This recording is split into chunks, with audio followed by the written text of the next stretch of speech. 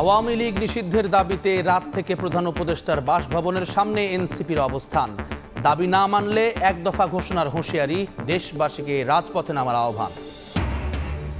6 ঘন্টা অভিযানের পর জুলাই হত্যা মামলায় নারায়ণগঞ্জের সাবেক মেয়র ডাক্তার আইভিকে গ্রেফতার। ভোরে দেওভোগের বাসা থেকে নিয়ে গেছে পুলিশ। রাতভর সড়ক অবরোধ করে বিক্ষোভ সমর্থকদের। এবার তারেক রহমানের দেশে ফেরার অপেক্ষায় বিএনপি। রাজনৈতিক কার্যালয়ে গোছগাছ শুরু, নেওয়া হচ্ছে নিরাপত্তা প্রস্তুতি। এখনই রাজনীতিতে আসছেন না ডাক্তার জুবাইদা। রাখাইনকে রোহিঙ্গা শূন্য করার মিশনে আরাকান আর্মি জান্তার চেয়েও ভয়ঙ্কর, দাবি ভুক্তভোগীদের। দিনে বাংলাদেশ ঢুকছেন অর্ধশতজন, বসতি বরাদ্দ দিতে জাতিসংঘের চিঠি। এবং এবার পাকিস্তানের বিরুদ্ধে জম্মু কাশ্মীরে সামরিক ঘাঁটিতে হামলার অভিযোগ ভারতের। নাকচ করল ইসলামাবাদ। ক্ষেপণাস্ত্র ও ড্রোন প্রতিহতের পাল্টাপাল্টি দাবি।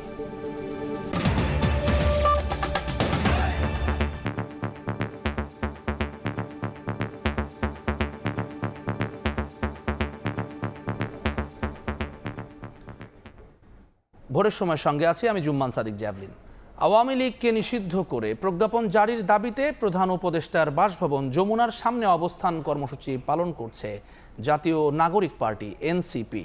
বৃহস্পতিবার রাত 10টা থেকে এই অবস্থান কর্মসূচি পালন করছে দলটি।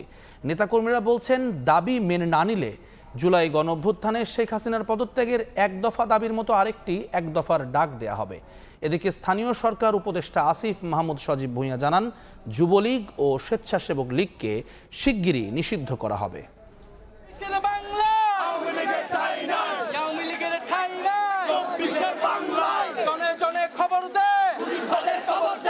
আওয়ামী লীগের বিচার, নিবন্ধন বাতিল ও রাজনৈতিক কার্যক্রম নিষিদ্ধের দাবিতে প্রধান উপদেষ্টার বাসভবন যমুনার সামনে অবস্থান কর্মসূচি পালন করছে জাতীয় নাগরিক পার্টি এনসিপি। এতে যোগ দিয়েছেন ইনকিলাব মঞ্চ ও ছাত্র জনতা।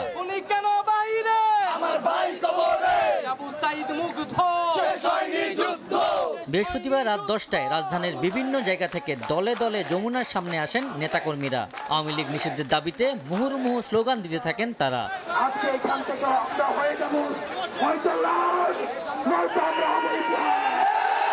আওয়ামী লীগ নিষিদ্ধে সুস্পষ্ট রোডম্যাপ ঘোষণা করতে অন্তর্বর্তীকালীন সরকারের প্রতি আহ্বান জানান ছাত্র জনতা। 16টা বছর আওয়ামী লীগ যে একটা ফ্যাসিবাদী আইন ব্যবস্থা, বিচার ব্যবস্থা, সাংবিধানিক ব্যবস্থা তৈরি করেছে, এইটাতে যে কোনো সরকার, যে কোনো দল পরবর্তীতে পুনরায় ফ্যাসিস্ট হয়ে কিন্তু আবার দাঁড়াতে পারে। দাবিটা হচ্ছে প্রধান উপদেষ্টা উনি আমাদেরকে একটা রুটম্যাপ দিবে, আওয়ামী লীগকে কখন নিষিদ্ধ করছে। যতক্ষণ পর্যন্ত আমাদের দাবি মানা না হবে ততক্ষণ পর্যন্ত আমরা এই কার্যালয়ে ঘেরাও থাকবে। আওয়ামী লীগকে নিষিদ্ধ করে প্রজ্ঞাপন জারি করা না হলে জুলাই গণঅভ্যুত্থানে শেখ হাসিনার পতনে দেয়া এক দফার মতো আরেকটি এক দফা ঘোষণা করার হুঁশিয়ারি দেন বিক্ষোভকারীরা। মানুষের উপরে নির্বিচারে গুলি চালিয়েছে, তাদেরকে নিষিদ্ধ করার জন্য আমরা বারবার তাদেরকে অনুরোধ করেছি। আমাদের একটাই দাবি, আওয়ামী লীগকে বাংলাদেশ থেকে ব্যান করতে হবে, নিষিদ্ধ করতে হবে। তারা কোনো ধরনের রাজনৈতিক কোনো কর্মকাণ্ড বাংলাদেশে করতে পারবে না। এক দফা এক দাবি হলো আওয়ামী লীগকে নিষিদ্ধ করা। যদি আপনারা আওয়ামী লীগকে নিষিদ্ধ না করেন, 5 আগস্টে যেমন বিপ্লব ঘটেছিল তার থেকে বড় একটি প্রতি বিপ্লব ঘটতে যাচ্ছে। এদিকে আওয়ামী লীগের সহযোগী সংগঠন যুবলীগ ও স্বেচ্ছাসেবক লীগ নিষিদ্ধ হচ্ছে বলে ফেসবুক পোস্টে জানিয়েছেন স্থানীয় সরকার মন্ত্রণালয়ের উপদেষ্টা আসিফ মাহমুদ সজীব ভুঁইয়া। আবু সাইদ নিশান, সময় সংবাদ, ঢাকা। এই মুহূর্তে উপদেষ্টার বাসভবন যমুনার সামনে আছেন সহকর্মী আবু সাইদ নিশান। সরাসরি চলে যাচ্ছে তার কাছে। নিশান, দফা এক, দাবি এক, লিগ নট কাম ব্যাক, এমন সব স্লোগান দিয়েই কিন্তু দীর্ঘ 8 ঘন্টা ধরে প্রধান উপদেষ্টার বাসভবনের সামনে কিন্তু এনসিপি সহ বিভিন্ন রাজনৈতিক দলের নেতাকর্মীরা অবস্থান কর্মসূচি পালন করছে এবং তাদেরকে সাথে সংহতি প্রকাশ করেছে কিন্তু জুলাই গণ অভ্যুত্থানে আহত যোদ্ধারাও এবং সাধারণ ছাত্র জনতা। তো আমরা গতকাল বৃহস্পতিবার রাত 10টা নাগাদ হাসনাত আবদুল্লাহর ফেসবুক পোস্টের মাধ্যমে আওয়ামী লীগ নিষিদ্ধের দাবি এবং তাদের রাজনৈতিক কর্মসূচি বাতিলের দাবিতেই কিন্তু এই অবস্থান কর্মসূচি পালন করছে তারা, এবং তারা বলছেন যে যতক্ষণ না পর্যন্ত এই আওয়ামী লীগ নিষিদ্ধে দৃশ্যমান কোনো রোডম্যাপ ঘোষণা না হবে ততক্ষণ পর্যন্ত তারা এই রাজপথে অবস্থান কর্মসূচি পালন করবেন। এবং আমরা যদি একটু সামারি করি, সেখানে আমরা বলতে পারি যে এই যে দীর্ঘ 8 ঘন্টা ধরে এখানে রাষ্ট্রীয় ভবন যমুনার সামনে তারা অবস্থান নিয়ে আছেন এবং তারা বিভিন্ন স্লোগানে আওয়ামী লীগ নিষিদ্ধের যে দাবি তুলছেন। তারা বলছেন যে প্রয়োজনে যে জুলাই গণ অভ্যুত্থানে 1 দফা দাবির যে ঘোষণা দেওয়া হয়েছিল সেরকম 1 দফা দাবিরও এমন ঘোষণা আসতে পারে বলে তারা আমাদেরকে জানিয়েছে।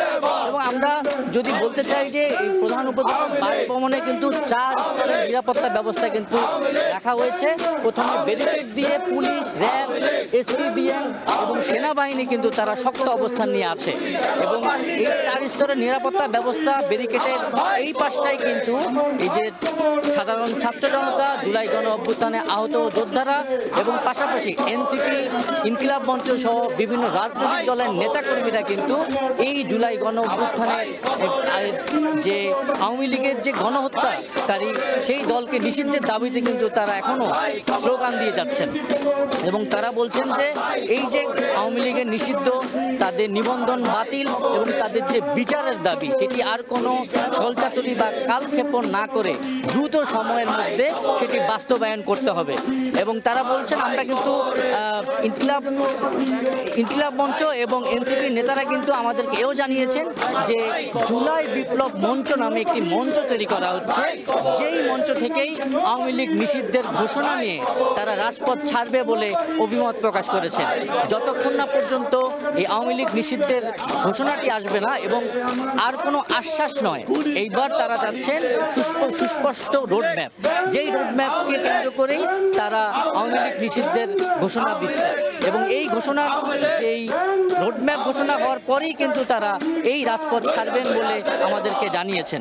এবং এই যে জুলাই বিপ্লব মঞ্চ, সেই মঞ্চ কিন্তু প্রস্তুতের কার্যক্রম আমরা দেখেছিলাম, সেটা কিন্তু চলমান রয়েছে এবং এই আন্দোলনের বিক্ষোভকারীরা কিন্তু তারা কিন্তু সেই জুলাই বিপ্লব মঞ্চে অবস্থান নেবেন এবং সেইখান থেকে তাদের পরবর্তী কর্মসূচি সহ এবং তাদের যে দাবি দেওয়া সেগুলা কিন্তু তারা বলবেন বলে আমাদেরকে জানিয়েছেন।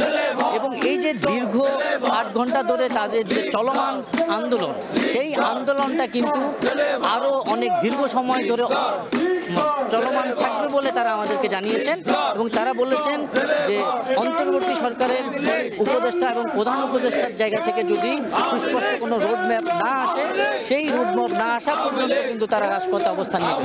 এবং এনসিপির নেতারা কিন্তু আরও বলেছেন আমাদেরকে যে এই যে আওয়ামী লীগের পুনর্গঠনের যে চেষ্টা চলছে, সেই পুনর্গঠনের চেষ্টাও কিন্তু তারা প্রতিহত করবে বলে আমাদেরকে জানিয়েছেন এবং অনতিবিলম্বে আওয়ামী লীগকে নিষিদ্ধ করা না হলে তারা কিন্তু কঠোর কর্মসূচির ঘোষণাও কিন্তু আমাদেরকে দিয়েছেন। তো আমরা যেটা বলতে চাচ্ছিলাম যে এই যে আওয়ামী লীগের সুস্পষ্ট রোডম্যাপ ঘোষণা না হওয়া পর্যন্ত এবং নিষিদ্ধ করা না হওয়া পর্যন্ত তারা রাজপথ ছাড়বেন না বলে জানিয়েছেন। এই ছিল প্রধান উপদেষ্টা যমুনার সামনে থেকে আমার কাছে সর্বশেষ সংবাদ। প্রধান উপদেষ্টার বাসভবনের সামনে থেকে যুক্ত হয়েছিলেন সহকর্মী আবু সাইদ নিশান। 6 ঘন্টার বেশি সময় অভিযানের পর নারায়ণগঞ্জ সিটি কর্পোরেশনের সাবেক মেয়র ডাক্তার সেলিনা হায়াত আইভিকে গ্রেফতার করেছে পুলিশ। ভোরে দেওভোগের বাড়ি থেকে তাকে নিয়ে গেছে পুলিশ। বৃহস্পতিবার রাত 11টার দিকে শহরের দেওভোগ এলাকায় আইভির বাড়িতে প্রবেশ করে গোয়েন্দা পুলিশ সহ আইনশৃঙ্খলা বাহিনীর বিপুল সদস্য। এ সময় স্থানীয় মসজিদগুলোর মাইকে ঘোষণা দিয়ে আইভির কর্মী সমর্থকদের বাড়ির সামনে জড়ো করা হয়। এরপর থেকে আইভির বাড়ির সামনে ও সড়কে অবস্থান নিয়ে বিক্ষোভ করেন তারা। পুলিশ জানায়, বৈষম্য বিরোধী আন্দোলনের সময় হত্যা ও হত্যা চেষ্টা সহ 5টি মামলায় আইভিকে আসামি করা হয়েছে। এসব মামলায় তাকে গ্রেফতার করতে অভিযান চলছে। পরে ভোরবেলা আইভিকে গ্রেফতার করে নিয়ে যায় পুলিশ। এই মুহূর্তে নারায়ণগঞ্জ সিটি কর্পোরেশনের সাবেক মেয়র ডক্টর সেলিনা হায়াত আইভির বাড়ির সামনে আছেন রিপোর্টার শওকত আলী সৈকত। চলে যাচ্ছি তার কাছে। সৈকত, রাত 11:30টায় শুরু হওয়া অভিযান শেষ হয়েছে দীর্ঘ 6.5 ঘন্টা পর। আমরা দেখতে পাচ্ছি নারায়ণগঞ্জ সিটি কর্পোরেশনের সাবেক মেয়র এবং নারায়ণগঞ্জ মহানগর আওয়ামী লীগের সিনিয়র সহসভাপতি ডাক্তার সেলিনা হায়াত আইবিকে আইন শৃঙ্খলা বাহিনী গ্রেপ্তার করে নিয়ে যাচ্ছে। এই গাড়িটিতেই প্রথম গাড়ির পরে এই গাড়িটিতেই আইবিকে গাড়িতে রাখা হয়েছে এবং বিপুল সংখ্যক এলাকাবাসী কর্মী সমর্থকরা এখানে এর প্রতিবাদে, গ্রেপ্তারের প্রতিবাদে স্লোগান এবং বিক্ষোভ করছে। আরেকটি বিষয় জানিয়ে যাচ্ছি, আইন শৃঙ্খলা বাহিনী যেটা আমাদেরকে জানিয়েছেন, গত জুলাই আন্দোলনে নারায়ণগঞ্জে 87টি হত্যা এবং হত্যার চেষ্টা মামলা হয়েছে এবং এই মামলার মধ্যে 5টি ফতুল্লা এবং সিদ্ধিরগঞ্জ থানায় দায়ের করা 5টি মামলায় আসামি করা হয়েছে নারায়ণগঞ্জ সিটি কর্পোরেশনের সাবেক মেয়র ডাক্তার সেলিনা হায়াত আইবিকে। এই 5টির মধ্যে 4টি রয়েছে হত্যা মামলা এবং একটি হত্যার চেষ্টা মামলা। এবং আসলে আজকে কোন মামলায় তাকে গ্রেপ্তার দেখানো হয়েছে সে বিষয়টি কিন্তু আইন শৃঙ্খলা বাহিনী এখনো আমাদেরকে নিশ্চিত করে কিছু জানাননি। শুধু এটুকুই বলেছেন যে তার বিরুদ্ধে 5টি মামলা রয়েছে এবং সেই মামলায় তিনি তার বিরুদ্ধে গ্রেপ্তারি পরোয়ানা ছিল। আজকে ভোর 5:40 ডাক্তার সেলিনা হায়াত আইভি তার প্রত্যেক বাড়ি চুনকা কুটির থেকে বাইরে বের হয়ে আসেন এবং গণমাধ্যম কর্মীদের সাথে 10-15 মিনিট কথা বলেন এবং এ সময় তিনি বলেন যে তিনি দলের জন্য, দেশের জন্য নিঃস্বার্থভাবে কাজ করেছেন এবং সেই কাজের তিনি নিজের স্বার্থ দেখেননি এবং তিনি জনগণের পাশে ছিলেন এবং তিনি আইনের প্রতি শ্রদ্ধাশীল এবং সেই শ্রদ্ধাশীল থেকেই তিনি স্বেচ্ছায় আইন শৃঙ্খলা বাহিনীর সাথে তিনি যে গ্রেপ্তার হয়ে বের হয়ে এসেছেন এই যে বিষয়টি তিনি গণমাধ্যম কর্মীদের জানিয়েছেন এবং পাশাপাশি নারায়ণগঞ্জবাসী এবং তার কর্মী সমর্থকদের উদ্দেশ্যে তিনি বলেছেন যে তিনি সবার বিদ্যুৎ সময় যেমন পাশে ছিলেন ঠিক তেমনি তার পাশে সবাইকে থাকার জন্য তিনি আহ্বান জানিয়েছেন। তো এই 10 মিনিটের একটি ব্রিফিং দিয়ে আইভি আইন শৃঙ্খলা বাহিনীর সাথে বের হয়ে আসেন এবং তাকে পুলিশের গাড়িতে তাকে তোলা হয়। এই পিছনের এই গাড়িটিতেই আমরা দেখাচ্ছি যে এই গাড়িটিতে ডাক্তার সেলিনা হায়াত আইভি কে এই গাড়িতে করে নিয়ে যাওয়া হচ্ছে। আমরা যেটা জানতে পেরেছি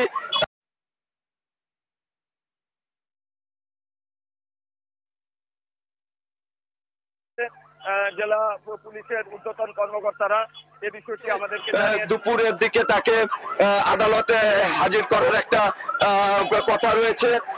জেলা পুলিশের ঊর্ধ্বতন কর্মকর্তারা এই বিষয়টি আমাদেরকে জানিয়েছেন। এখন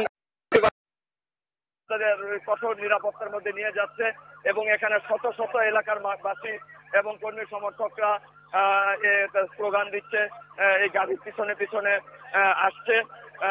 এখন পর্যন্ত আমরা দেখতে পাচ্ছি যে এখনো এই গাড়ির বহরটি আইন শৃঙ্খলা বাহিনীর গাড়ির বহর তার দেওবুগ এলাকাতেই রয়েছে এবং দেওবুগ এলাকা পার হয়ে শহরের বঙ্গবন্ধু রোডের প্রধান সড়কে আসবে। এরপরে যাওয়ার পরে সেখান থেকে আইবিকে জেলা গোয়েন্দা পুলিশের কার্যালয়ে নিয়ে যাবে, এমনটাই আমাদের জানিয়েছেন যে জেলা পুলিশের ঊর্ধ্বতন কর্মকর্তারা।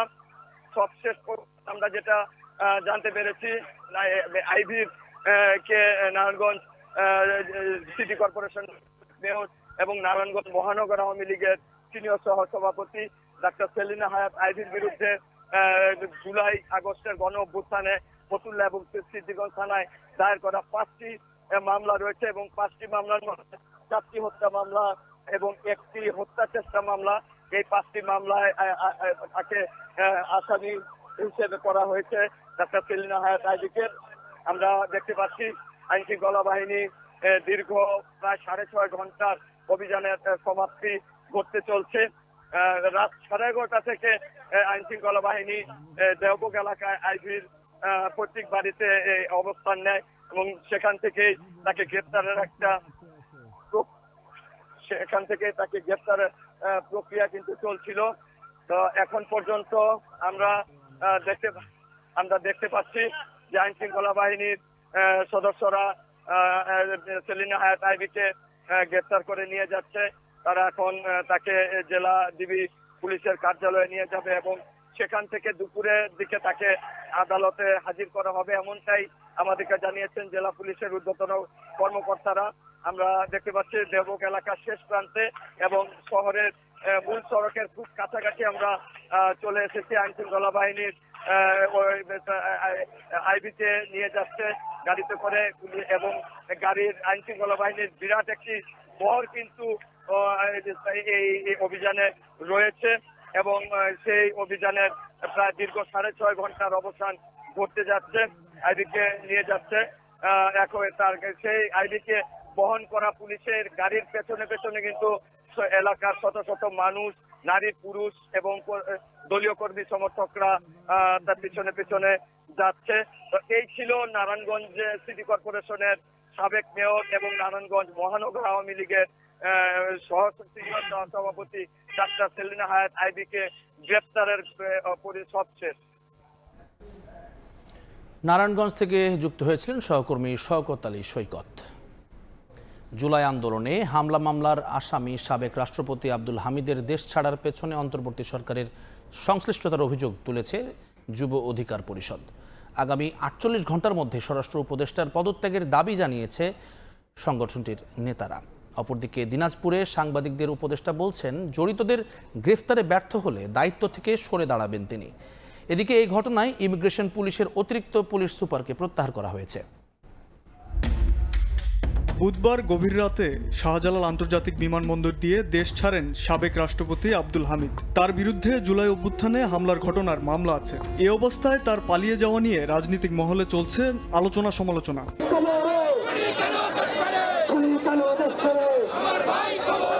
ঘটনার প্রতিবাদে বৃহস্পতিবার বিকালে রাজধানীতে বিক্ষোভ মিছিল করে যুব অধিকার পরিষদ। সংগঠনটির সচিবালয় ঘেরাও কর্মসূচিতে পুলিশ বাধা দিলে স্বরাষ্ট্র মন্ত্রণালয়ে স্মারকলিপি জমা দেয় প্রতিনিধি দল। পরে গণ অধিকার পরিষদের সাধারণ সম্পাদক রাশেদ খান অভিযোগ করেন, এর সঙ্গে অন্তর্বর্তীকালীন সরকারের সংশ্লিষ্টতা আছে। আগামী 48 ঘন্টার মধ্যে স্বরাষ্ট্র উপদেষ্টার পদত্যাগের দাবির কথাও জানান তিনি। এর দায় যেমনিভাবে প্রধান উপদেষ্টা এড়াতে পারে না, এবং এই স্বরাষ্ট্র উপদেষ্টা সরাসরি আব্দুল হামিদের পলায়নের সাথে, দেশ ছেড়ে পালানোর সাথে জড়িত থাকায় আমরা স্বরাষ্ট্র উপদেষ্টার 48 ঘন্টার মধ্যে পদত্যাগ দাবি করছি। একই দিন বিকেলে ঢাকা বিশ্ববিদ্যালয়ের মধুর ক্যান্টিনে সংবাদ সম্মেলন করে 3 দিনের মধ্যে আব্দুল হামিদ সহ জুলাই গণহত্যার কুশীলবদের দেশ থেকে সহায়তাকারীদের গ্রেফতারের দাবি জানায় ইনকিলাব মঞ্চ।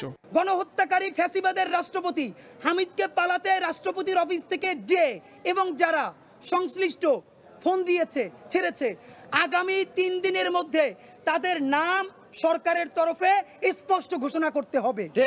শুধু ঘোষণা করলে হবে না, অনতি বিলম্বে তাদেরকে গ্রেফতার করে বিচারের মুখোমুখি করতে হবে। এদিকে আব্দুল হামিদের পালানোর ইস্যুতে দিনাজপুরে এনসিপি নেতাকর্মী ও বৈষম্য বিরোধীদের তোপের মুখে পড়ে স্বরাষ্ট্র উপদেষ্টা। পরে জেলা প্রশাসকের কার্যালয়ের সামনে সাংবাদিকদের জানান, এই ঘটনায় জড়িতদের বিরুদ্ধে ব্যবস্থা নিতে ব্যর্থ হলে দায়িত্ব ছেড়ে দেবেন। এই ঘটনাটা ঘটছে, এটা যারা জড়িত তাদের অবশ্যই শাস্তির আওতায়, আর যদি না হয় স্যার এটার বিপক্ষে তারা যদি শাস্তির আওতায় না আনে সেই সময় আমি চলে যাব। শাবাব ওয়াসি, সময় সংবাদ, ঢাকা। সাবেক রাষ্ট্রপতি আব্দুল হামিদের দেশ ত্যাগের ঘটনায় দায়িত্ব অবহেলার অভিযোগে পুলিশের 3 কর্মকর্তার বিরুদ্ধে ব্যবস্থা নিয়েছে পুলিশ সদর দফতর। রাতে এক খুদে বার্তায় এই তথ্য জানানো হয়। দায়িত্ব অবহেলার অভিযোগে ইমিগ্রেশন পুলিশের অতিরিক্ত পুলিশ সুপার তাহসিনা আরিফকে দায়িত্ব থেকে প্রত্যাহার করা হয়েছে। এছাড়াও কিশোরগঞ্জের সদর থানায় আব্দুল হামিদের বিরুদ্ধে দায়ের করা মামলার তদন্ত কর্মকর্তা উপপরিদর্শক মোহাম্মদ আজহারুল ইসলাম এবং এসবির ATSI মোহাম্মদ সুলাইমানকে সাময়িক বরখাস্ত করা হয়েছে। পুলিশ সদর দফতর জানায়, সাবেক রাষ্ট্রপতির বিদেশ গমন প্রক্রিয়ায় দায়িত্বপ্রাপ্ত কর্মকর্তারা কর্তব্যে অবহেলা করেছেন বলে প্রাথমিক তদন্তে প্রমাণ পাওয়া গেছে।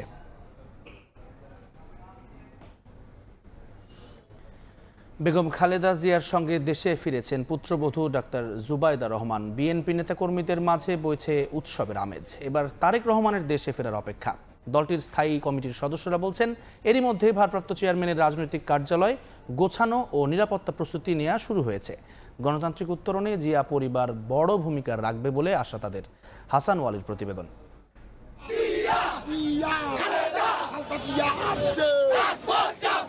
নানা প্রতিকূলতার পর লন্ডনে উন্নত চিকিৎসার সুযোগ আর পরিবারের সান্নিধ্যে 4 মাস কাটিয়ে দেশে ফিরেছেন বেগম খালেদা জিয়া। হেঁটে প্রবেশ করেছেন গুলশানের বাসা ফিরোজায়। সঙ্গে ফিরেছেন 2 পুত্রবধূ। এবার অপেক্ষা শুধু তারেক রহমানের দেশে ফেরার। বিএনপি নেতারা বলছেন আপোষহীন চরিত্রে গণতন্ত্রের প্রতীক বেগম জিয়া। যথাসময়ে উন্নত চিকিৎসা না পাওয়ার আক্ষেপ তাদের। তবে শারীরিক জটিলতায় মাঠের রাজনীতিতে পুরোদমে সক্রিয় না হতে পারলেও চেয়ারপারসনের উপস্থিতি নেতাকর্মীদের উদ্যম বাড়াবে। উনি ওনার জীবনে কোনোদিনও রাজনৈতিক প্রশ্নে আপোষ করেন নাই, যার পরিপ্রেক্ষিতে ওনাকে হেঁটে জেলে যেতে হয়েছে, হুইল চেয়ারে জেল থেকে বের হয়েছে হাসিনার নির্যাতনে। যে সময় চিকিৎসা গেলে হয়তো সম্পূর্ণ সুস্থ হয়ে আসতে পারতেন, কিন্তু এত দেরি হতে আজকে উনি কিন্তু সম্পূর্ণ সুস্থ হয়ে আসতে পারেনি। ওনাকে কোনোদিনই বাংলাদেশ থেকে দূরে রাখা যায় নাই। এখনো এই 4 মাস শেষ হওয়ার আগে উনি চলে আসলেন, এটাই তার প্রমাণ। বিএনপি নেতারা জানালেন দেশে ফেরার জন্য প্রস্তুত দীর্ঘদিন নির্বাসিত তারেক রহমান। দলের ভারপ্রাপ্ত চেয়ারম্যানের নিরাপত্তা ও রাজনৈতিক কার্যালয় গোছানোর প্রস্তুতিও শুরু হয়েছে। তার ফেরার পরে এখানকার অবস্থান, রাজনৈতিক কার্যালয়, তার সিকিউরিটি কিভাবে কি করা হবে ইত্যাদির আয়োজন আমরা শুরু করে দিয়েছি। তা আমরা আশা করি তিনি খুব শীঘ্রই দেশে ফিরবেন। তারেক রহমানের সহধর্মিণী ডাক্তার জোবাইদা রহমানকে ঘিরে কর্মীদের মাঝে বাড়তি উন্মাদনা দেখা গেলেও নেতারা জানান এখনই রাজনীতিতে অংশ নিতে আগ্রহী নন তিনি। জোবাইদুর রহমান 17 বছর পরে দেশে ফেরত আসছে এই হাসিনা নির্যাতনে, তাকে পর্যন্ত জেল দেওয়া হয়েছে। আমাদের যে পলিটিক্সে নতুন কিছু সংযোজন হবে বা উনি জয়েন করবেন এরকম কিছু না, এটা মানুষের হৃদয় রিঙ্গানো ভালোবাসা দেখানোর জন্যই উনি ছবি নিয়ে দাঁড়িয়েছে। খালেদা জিয়ার দেশে ফেরা গণতন্ত্রের পথে উত্তরণে ভূমিকা রাখবে বলে আশা নেতাদের। তার উপস্থিতি গণতান্ত্রিক উত্তরণে, দেশের গণতন্ত্রের উত্তরণের পথে সহায়ক হবে, আমাদের জন্য শক্তি এবং সাহস যোগাবে। হাসান ওয়ালি, সময় সংবাদ, ঢাকা। মিয়ানমারের রাখাইনে এবার আরাকান আর্মির নির্যাতনের মুখে বাংলাদেশে নতুন করে অনুপ্রবেশ করছেন রোহিঙ্গারা। তাদের দাবি জান্তা বাহিনীর চেয়ে বেশি নির্যাতন চালাচ্ছে আরাকান আর্মি, যার কারণে দিনে গড়ে প্রায় অর্ধশত রোহিঙ্গা পালিয়ে এসে কক্সবাজারের ক্যাম্পে আশ্রয় নিচ্ছেন। এরই মধ্যে নতুন করে 1,20,000-এর বেশি রোহিঙ্গা অনুপ্রবেশ করেছে। মোহাম্মদ ফরাজের ক্যামেরায় বিস্তারিত জানাচ্ছেন সুজাউদ্দিন রুবেল। মিয়ানমারের মংডুর সুয়েজা গ্রামের বাসিন্দা ইলিয়াস ও জমিলার 19 বছরের একমাত্র মেয়ে আরমিনা। আরাকান আর্মির হাত থেকে মেয়েকে রক্ষা করতে নানা কৌশলে সীমান্ত পাড়ি দিয়ে পাঠিয়ে দেন বাংলাদেশে। 8 দিন আগে নাপ নদী পাড়ি দিয়ে আরমিনার অবস্থান এখন কক্সবাজারের উখিয়ার রোহিঙ্গা ক্যাম্পে। দেন রাখাইনে আরাকান আর্মির হাতে নির্যাতনের বর্ণনা। বেশি মগ বাগিয়ে জুলুম অকল করে শস্য মেলা বান্ধরে দড়ি দড়ি প্রতিদিন আইলো যার গদি হেসে আর মা বাবা শান্তি বদাস করে না আর খুলে ফাল্টাই দিয়ে দিই।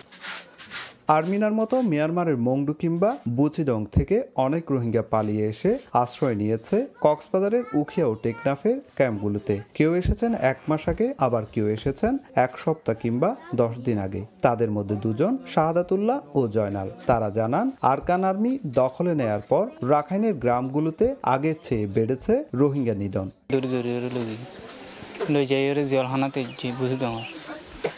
তো জেলখানাতে যেদিন তোমারা 5 জনেরা হাজগরাইতে নিয়ে দিয়ে পর মগর হাতটা বাজিয়ে দিয়ে তোমার আর গাড়ি তোলা মাইদের আমার দায়ী দিয়ে 5 জন তো 4 জন মারি গেলে আর 2 জন আমি বাসা আসি।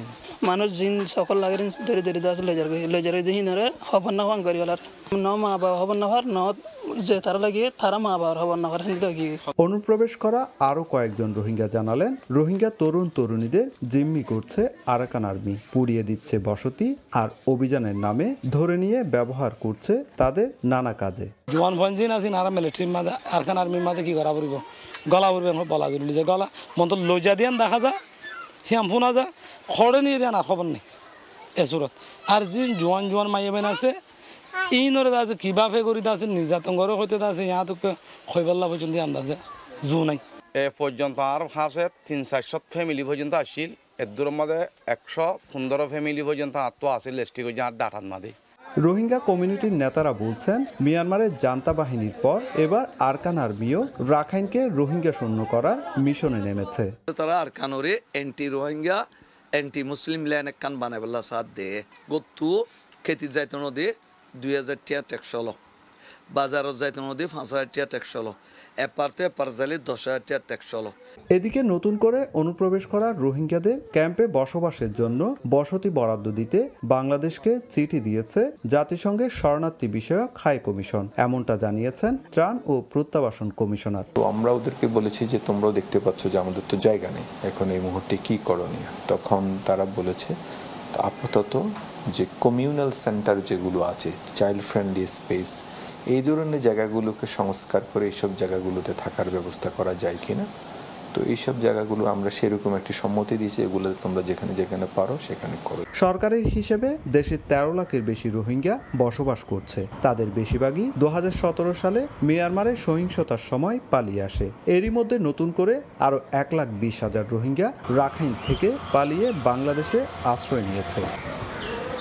সংঘাত কিংবা নির্যাতন যার পুরোটাই ঘটছে সীমান্তের ওপারে মিয়ানমারের অভ্যন্তরে, কিন্তু তার বোঝা বইতে হচ্ছে বাংলাদেশকে।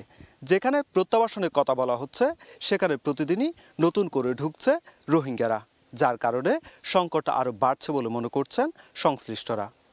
বাংলাদেশ মিয়ানমার সীমান্তের ঘুমদুম থেকে সুজাউদ্দিন রুবেল, সময় সংবাদ। এখনও 90% আমলা ফ্যাসিবাদের দোসর, এমন দাবি করে বিএনপি মহাসচিব মির্জা ফখরুল ইসলাম আলমগীর বলেছেন, সংস্কারের নামে অন্তর্বর্তী সরকার অনির্দিষ্টকাল ক্ষমতায় থাকলে মেনে নেবে না মানুষ। বিকেলে রাজধানীতে এক অনুষ্ঠানে তিনি কথা বলেন। আদর্শকে যেন আমরা ফলো করে ছাত্র জনতার গণঅভ্যুত্থানে আওয়ামী লীগ সরকারের পতন ঘটলেও এখনও তাদের সুবিধাভোগীরা সরকারের বিভিন্ন বিভাগে বসে আছে, এমন অভিযোগ প্রায় সব রাজনৈতিক দলের। প্রশাসন, বিচার বিভাগ সহ গুরুত্বপূর্ণ প্রতিষ্ঠানে ফ্যাসিস্টদের দোসররা অবস্থান করছে বলে দাবি বিএনপিরও। আরেকটা তালিকা বলতে পারি, দলটির চেয়ারপারসনের সাবেক উপদেষ্টা মরহুম এ.জে. মোহাম্মদ আলীর মৃত্যুবার্ষিকী উপলক্ষে সুপ্রিম কোর্ট বার মিলনায়তনে বিএনপি আয়োজিত আলোচনায় দলটির নেতারা বলেন, বিচার বিভাগে এখনও পতিত সরকারের দোসররা বহাল তবিয়তে আছেন। সুবিধাভোগী বিচারকদের অপসারণে প্রধান বিচারপতির কাছে দাবিও জানান তারা। হাইকোর্ট ডিভিশনের কথা যদি বলি, 30 জনের মতো ফ্যাসিস্টদের দোসর এখনো বসে আছে, যারা অনেকেই ছাত্রলীগের প্রেসিডেন্ট সেক্রেটারি ছিল এবং যারা প্রত্যক্ষভাবে জাজমেন্টের মধ্য দিয়ে হাইকোর্টে এই ফ্যাসিস্ট আওয়ামী সরকারের কর্মসূচি বাস্তবায়ন করেছে। সুতরাং ইন্ডিপেন্ডেন্স অফ জুডিশিয়ারি এনশিওর করার আগে তাদেরকে ক্লেম করতে হবে এবং তাদেরকে বিচারের আওতায় আনতে হবে। একই অনুষ্ঠানে বক্তব্য রাখেন বিএনপি মহাসচিব মির্জা ফখরুল ইসলাম আলমগীর। প্রশাসনের 90% ফ্যাসিস্ট আমলা দেশ পরিচালনা করছে উল্লেখ করে তিনি বলেন, অনির্দিষ্টকাল অন্তর্বর্তী সরকার দিয়ে জনগণের উপকার হবে না। অনেকে বলছে যে আগে সংস্কার হবেই, তারপরে নির্বাচন। তো সংস্কার তো একটা চলমান প্রক্রিয়া। সংস্কার করে হতে হতে আপনার 5 বছর 10 বছরও লাগতে পারে, এটা তো চলমান। তাহলে নির্বাচন 10 বছর হবে না। আর এই 10 বছর কি ওই ফ্যাসিবাদী আমলাদের হাতেই দেশ চলবে? এখন তো আমরা ফ্যাসিবাদী আমলাদের দ্বারাই পরিচালিত হচ্ছি। সেক্রেটারিয়েটে আমলারা 90% আমরা ফ্যাসিবাদের দোষর। একই দিন নয়াপল্টনে বিএনপির কেন্দ্রীয় কার্যালয়ে সংবাদ সম্মেলনে দলের সিনিয়র যুগ্ম মহাসচিব রুহুল কবির রিজভী জানান, আগামী 15 মে থেকে 15 জুলাই পর্যন্ত প্রাথমিক সদস্য সংগ্রহ নবায়ন কার্যক্রম চালাবে বিএনপি। যারা হয়তো একসময় আওয়ামী লীগ করতেন, কিন্তু আওয়ামী লীগের এই দুঃশাসন, আওয়ামী লীগের বর্বরোচিত কর্মকাণ্ড, লুটপাট, টাকা পাচার, এটাকে পছন্দ করেনি। মানে যারা করেনি এই ধরনের মানুষ, তারা আগেই আওয়ামী লীগ থেকে সরে গেছেন, তারা আসতে পারবে না কেন? এদিকে জাতীয় প্রেস ক্লাবে আলাদা অনুষ্ঠানে বিএনপি নেতারা বলেন, যারাই ক্ষমতার লোভে পড়বে তাদের পরিণতি শেখ হাসিনার মতো হবে। সম্মান বাঁচাতে সরকারের দ্রুত নির্বাচন দেওয়ার বিকল্প নেই বলেও মন্তব্য দলটির নেতাদের। আহমেদ সালেহীন, সময় সংবাদ, ঢাকা। চট্টগ্রামের ঐতিহাসিক পোলো গ্রাউন্ডে শনিবার অনুষ্ঠিত হবে বিএনপি তারুণ্যের উৎসব।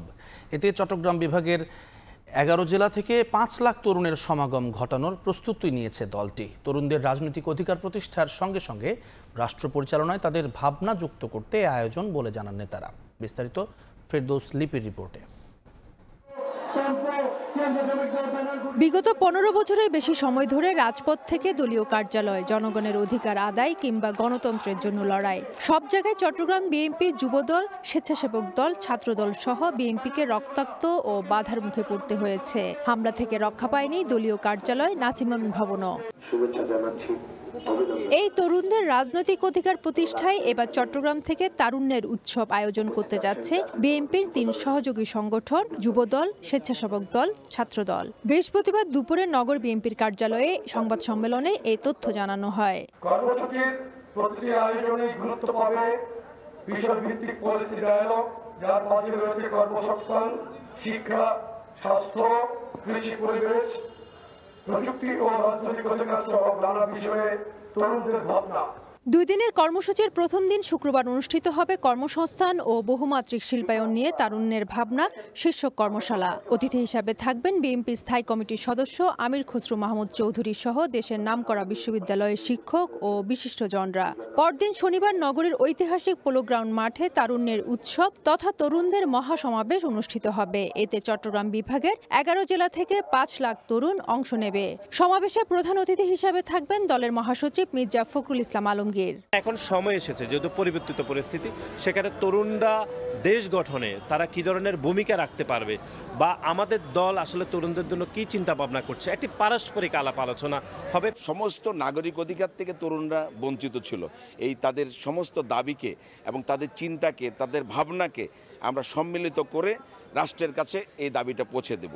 তরুণদের রাজনৈতিক অধিকার প্রতিষ্ঠার সঙ্গে রাষ্ট্র পরিচালনায় তরুণদের ভাবনা যুক্ত করতে এই ধরনের আয়োজন বলে জানান নেতারা। তরুণদের চিন্তার প্রতিফলন যেটি হবে, তার মাধ্যমে আমাদের ভারপ্রাপ্ত চেয়ারম্যান জনাব তারেক রহমান এবং আমরা আগামী কর্মপরিকল্পনা নির্ধারণ করব।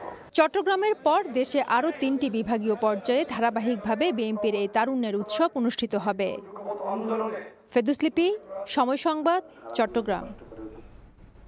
হজ ফ্লাইট পরিচালনায় অনেকগুলো বিমান আটকে যাওয়ায় বিভিন্ন রুটে কমানো হয়েছে বাংলাদেশ বিমানের 134টি ফ্লাইট।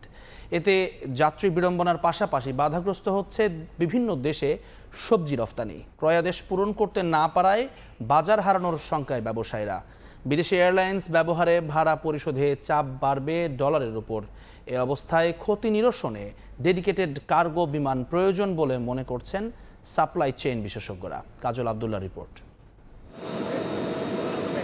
প্রতি বছর বিভিন্ন রুটের ফ্লাইট কমিয়ে হজের বিশেষ ফ্লাইট পরিচালনা করে বাংলাদেশ বিমান। চলতি মৌসুমেও মোট হজ যাত্রীর অর্ধেক অর্থাৎ 43,550 জন যাত্রীকে বহন করবে রাষ্ট্রীয় এই বিমান সংস্থা। এজন্য যাতায়াতে পরিচালনা করতে হবে 227টি বিশেষ ফ্লাইট।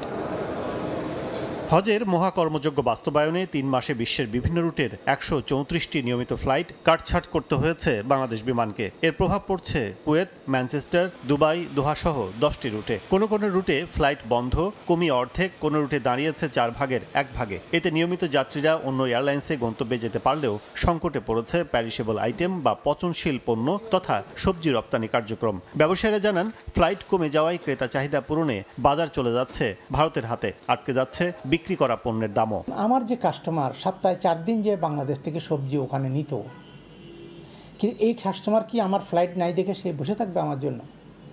ন্যাচারালি সে অন্যদিকে তার মার্কেট ডাইভার্ট করবে।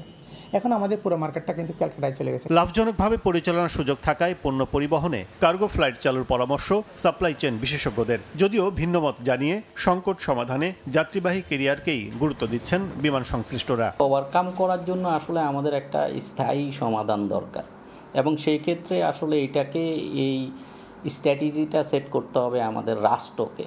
যেমন আমরা যদি বলি, আমরা যদি ডেডিকেটেড কার্গো সার্ভিসটা আমরা চালু করতে পারি, সেই ডেডিকেটেড কার্গো সার্ভিসটার জন্য আমাদের একটা বিজনেস কেস দাঁড় করাতে হবে। বিমানই কিন্তু কার্গো হ্যান্ডলিং করে।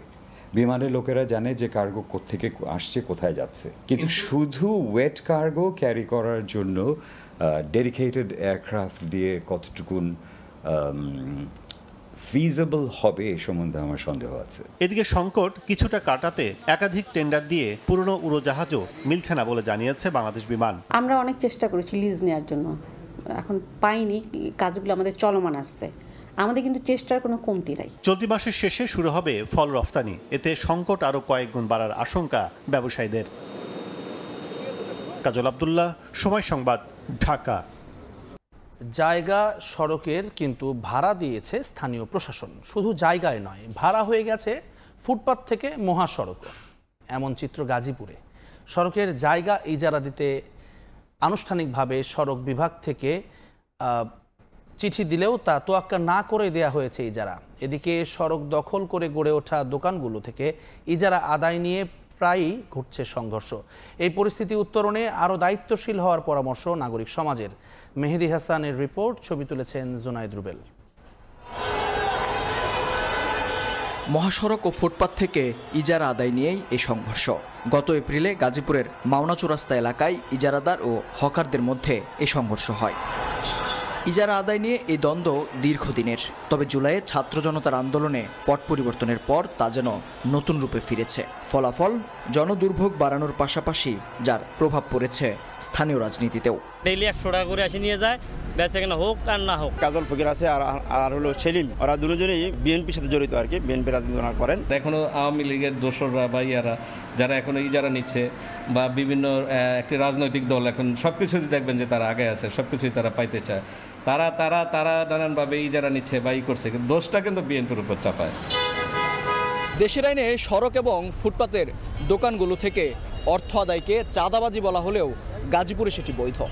বৈধতার সেই সিলমোহর অবশ্য দিয়েছে কর্তৃপক্ষ নিজেই। এমন বাস্তবতায় শত ভোগান্তিতেও যেন কিছুই করার নেই নগরবাসীর। মহাসড়কে দোকান বসিয়ে প্রকাশ্যে চাঁদাবাজির পরও কেন নিশ্চুপ প্রশাসন? এই প্রশ্নের উত্তর খুঁজতেই বেরিয়ে আসে থলের বিড়াল। কাগজে কলমে জায়গার মালিক সড়ক বিভাগ হলেও তা কোটি টাকায় ইজারা দিয়েছে স্থানীয় প্রশাসন, যার সুযোগ নিচ্ছেন সড়কের মালিক বনে যাওয়া ইজারাদাররা। মাওনা চৌরাস্তা কোনো স্থায়ী বাজার নাই, ফুটপাত অস্থায়ী বাজার, এটা লেখাই আছে। আর আমি চাঁদা নেব কেন? আমি 65 লক্ষ টাকা চাঁদা কাটতে যাবো আমি। অথচ সময় সংবাদের হাতে আসা নথি বলছে সড়কের জমি ইজারা দেওয়ার আগেই জনদুর্ভোগ বিবেচনায় তাতে বাধা দিয়েছে সড়ক বিভাগ। তবে উপজেলা প্রশাসন বলছে স্থানীয় সরকার বিভাগ থেকে আপত্তি জানানো হলে ইজারা বাতিলের ব্যবস্থা নেওয়া হবে। আর স্থানীয় সরকার বিভাগ বলছে সব পক্ষের সমন্বয়ের কথা। এটা তো আসলে নতুন কিছু না, বিগত 2 দশক ধরে ইজারা হয়ে আসতেছে। এই বছরও একেবারে বিজ্ঞপ্তির মাধ্যমে ইজারা দেওয়া হয়েছে। ইজারা না দেওয়ার বিষয়ে সিদ্ধান্তের জন্য আমরা স্থানীয় সরকার বিভাগের কাছে মতামত চাইছি। রোড সেট হাইওয়ে হচ্ছে এই জায়গার প্রকৃত মালিক এবং লিস্টটা দেয় হচ্ছে পৌরসভা। তো দুটো সংস্থার এখানে কাজ আছে। বর্তমানে শ্রীপুরের উপজেলা নির্বাহী অফিসার পৌরসভার দায়িত্ব পালন করছে, তাকে আমরা দায়িত্ব দিয়েছি যে এই দুটোর মধ্যে কীভাবে সমন্বয় করা যায়। জনগণের অধিকার। নাগরিক সমাজ বলছে নতুন বাংলাদেশে 2 দফতরের এমন কাণ্ড প্রশ্নবিদ্ধ করছে সরকারকে। বাংলাদেশটাকে আমরা নতুন করে দেখতে চেয়েছিলাম, সেই আগের সিনারিওটাই যদি আমরা দেখতে পাই প্রশাসনের মাধ্যমে বা প্রশাসনের কাছে, তাহলে তো এটা অবশ্যই আমাদের প্রত্যাশার অনেক বাইরে এবং খুবই দুঃখজনক।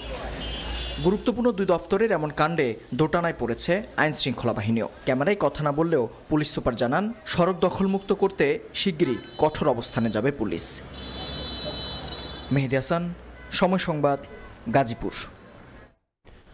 প্রকাশ্যে গণপরিবহনে চাঁদাবাজি হচ্ছে ঢাকা আরিচা মহাসড়কে। প্রতিদিন প্রতিটি পরিবহন থেকে মালিকপক্ষকে 1800 থেকে 2000 টাকা ও প্রত্যেক শ্রমিককে 300 থেকে 350 টাকা চাঁদা দিতে হচ্ছে। এতে অতিষ্ঠ পরিবহন সংশ্লিষ্টরা।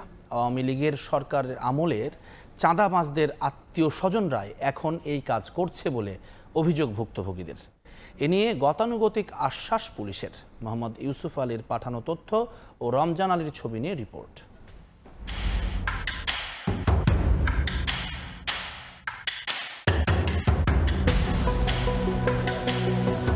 বাসের পাশে দাঁড়িয়ে হেলপারের কাছ থেকে নেওয়া হচ্ছে টাকা। এই অর্থ না দিয়ে সড়কে চলতে পারছে না কোনো যানবাহন। ঢাকা আরিচা মহাসড়কে গণপরিবহনে চাঁদাবাজি হচ্ছে প্রকাশ্যে। মানিকগঞ্জ অংশের পাটুরিয়া ঘাট, আরিচা ঘাট, উথলি মোড়, বরঙ্গাইল ও মানিকগঞ্জ বাস স্ট্যান্ড এবং ঢাকার অংশের নবীনগর ও গাবতলীতে চাঁদা তুলছে এক প্রভাবশালী মহল। সংশ্লিষ্টরা বলছেন চাঁদা না দিলে গাড়ি চলতে দেয়া হয় না। প্রতিদিন প্রতিটি পরিবহনের মালিক পক্ষ থেকে 1800 থেকে 2000 টাকা ও শ্রমিক পক্ষ থেকে 300 থেকে 350 টাকা চাঁদা দিতে হচ্ছে, তবে দেয়া হচ্ছে না কোনো রসিদ। ওরা আমগতনে চান্দা নেয়, চান্দা মালিক মাহাজন করতে গাড়ি আমগো পকেট থেকে আমরা 310 টাকা দিয়া গাড়ি বের করতে হয়। নবীনগর টু পাটুরিয়া ঘাট পর্যন্ত চলে, এর ভিতরে আর কি 1300-1400 টাকা জিপি। মানিকগঞ্জ টাকা নিতেছে, তারপর আপনার এই সোবানবাগ নিতেছে, গাবতলি টাকা নিতেছে। এবার এসে মনে করেন যে 2000 টাকার উপরে যায়। গাড়ির মালিক 2000 টাকা পায় না, কিন্তু চাঁদা 2000 টাকা চলে যেতেছে। চাঁদা না দিলে তো আমাদের গাড়ি চালাতে দিব না। সংশ্লিষ্টরা বলছেন আওয়ামী লীগ সরকারের সময় ক্ষমতাসীনদের নেতাকর্মীরা চাঁদা তুলত, বর্তমানে তাদেরই আত্মীয় স্বজন নতুন পরিচয়ে চাঁদা তুলছে। 5 তারিখের পরে কিছুদিন বন্ধ ছিল, তারপরে আবার সেই চক্রটাই জায়গায় জায়গায় ভিন্ন রূপে ভিন্নভাবে তারা চাঁদাবাজি করতেছে। সব খাতে এরা করতেছে, মানে এরাই আছে সর্বত্র। আওয়ামী লীগ সরকারের আমলে আব্দুর রহিম খান উনি চাঁদাবাজি করে আসতেছে পরিবহন খাতে এবং নৌ খাতে। ফ্যাসিস্ট সরকার পরাজয়ের পরে তার ভাগ্নে এবং তার দোসররা সবখানে এরাই চাঁদাবাজি করে আসতেছে। চাঁদাবাজি প্রকাশ্যে হলেও নির্বিকার পুলিশ, যদিও পুলিশ বলছে এ বিষয়ে ব্যবস্থা নেওয়া হচ্ছে। মানিকগঞ্জ জেলার কোথাও আমরা কখনোই কোনো চাঁদাবাজি হতে দিচ্ছি না। আমরা যখনই চাঁদাবাজির কোনো খবর পাই আমরা সাথে সাথে অভিযান চালাই। চাঁদাবাজির বিরুদ্ধে আমরা সজাগ থাকি। কখনো কখনো হয়তো আইনশৃঙ্খলা বাহিনীর চোখ ফাঁকি দিয়ে কেউ হয়তো গোপনে করার চেষ্টা করে, কিন্তু সেখানেও আমরা তৎপর থাকি। আমরা ইন্টেলিজেন্স নিয়ে সেখানেও আমরা অভিযান চালাই। পরিবহন মালিক শ্রমিকদের তথ্য মতে ঢাকা আরিচা মহাসড়কে প্রতিদিন প্রায় 1.5 থেকে 2 কোটি টাকা চাঁদাবাজি হয়। সময় সংবাদ, মানিকগঞ্জ। পদ্মা সেতু এখন সিসিটিভি ক্যামেরার আওতায়। স্থাপন করা হয়েছে 133টি ক্যামেরা। এতে সেতুতে যান চলাচল ও নিরাপত্তায় সার্বক্ষণিক মনিটরিং সহজ হয়েছে। দুর্ঘটনা বা বিকল হয়ে যাওয়া যানের লোকেশন চিহ্নিত করে নেওয়া হচ্ছে তাৎক্ষণিক ব্যবস্থা। আবহাওয়া, তাপমাত্রা, এমনকি ঘন কুয়াশায় দৃশ্যমান পরিস্থিতিতেও জানান দেবে বিশেষ এই ক্যামেরা, বলছেন প্রকৌশলী। নাসির উদ্দিন উজ্জ্বলের রিপোর্ট, ছবি তুলেছেন আবু সাইদ। পুরো পদ্মা সেতু এখন সিসিটিভি ক্যামেরার আওতায়। নির্দিষ্ট দূরত্বে সেতু জুড়ে 4 ধরনের ক্যামেরা স্থাপন করা হয়েছে। প্রয়োজন অনুযায়ী ক্যামেরাগুলো অটোমেটিক জুম হয়। মা প্রান্তের সেন্টারে বসে 4 জন তা তাৎক্ষণিক পর্যবেক্ষণ করছেন, নিচ্ছেন প্রয়োজনীয় ব্যবস্থা। এক্সপ্রেস ওয়ের সর্বোচ্চ গতির ন্যায় পদ্মা সেতুতেও এখন যানবাহনের সর্বোচ্চ গতি 80 কিলোমিটারে উন্নীত করা হয়েছে। গতি নিয়ন্ত্রণ এবং ট্রাফিক আইন কার্যকরের ক্ষেত্রেও এই ক্যামেরা গুরুত্বপূর্ণ ভূমিকা রাখতে শুরু করেছে। দুর্ঘটনা এবং যান্ত্রিক ত্রুটির কারণে বিকল থাকা যানবাহনের লোকেশন চিহ্নিত করে তাৎক্ষণিক ব্যবস্থা নেওয়া হচ্ছে। কাটছে ডাকাতি সহ অপরাধের সংখ্যাও। নিরাপত্তার দিক দিয়েও ভালো হয়েছে, অ্যাক্সিডেন্টের জোরে গাড়ি চালানো মামলা হবে, এটার দিক দিয়েও ভালো হয়েছে। ডাকাতি সন্ত্রাসী হয়েছে, ক্যামেরার কারণে সন্ত্রাসী হামলা বা ডাকাতি কম হবে। কোনো ধরনের দুর্ঘটনা হলে আমরা তাৎক্ষণিকভাবে সেখানে মনিটরিং টিম বা আমাদের রেস্কিউ টিম যাতে যায়, এটা আমরা করতে পারি। প্রকৌশলীরা জানান উচ্চ ক্ষমতার এই সিসিটিভি ক্যামেরা 360 ডিগ্রি মুভ করতে পারে। জুম করলেও স্পষ্ট ছবি দেখা যাচ্ছে। রয়েছে অটো ইন্ডিকেটেড ওয়েদার সিস্টেমও। আবহাওয়া, তাপমাত্রা, এমনকি ঘন কুয়াশার দৃশ্যমান পরিস্থিতিও জানান দেবে বিশেষ এই ক্যামেরা। ক্যামেরার মাধ্যমেই আমাদের যে আলাদা সার্ভিলেন্স সিস্টেম আছে, সেখানে 4 জন একটি দল সর্বক্ষণিক ব্যাপারটা মনিটর করতেছে। ব্রিজের কোন পিয়ারে বা কোথায় কত টেম্পারেচার আছে এবং ভিজিবিলিটি, যেটা বিশেষ করে শীতকালে যখন ফগ হয় তখন এটা খুব কাজে লাগে। পদ্মা সেতু এবং দুপারের অ্যাপ্রোচ সড়কের মা থেকে পাঁচচট পর্যন্ত 133টি ক্যামেরা স্থাপন করা হয়েছে। Padma bridge traffic monitoring centre থেকে সিসি ক্যামেরায় সেতুর যান চলাচল এবং নিরাপত্তা সার্বক্ষণিক মনিটরিং করা হচ্ছে। মুন্সিগঞ্জের মা থেকে নাসির উদ্দিন উজ্জ্বল, সময় সংবাদ। প্রভাবশালীদের বাধায় কিশোরগঞ্জের হোসেনপুরে পাকা সড়ক নির্মাণ কাজ বন্ধ হয়ে গেছে।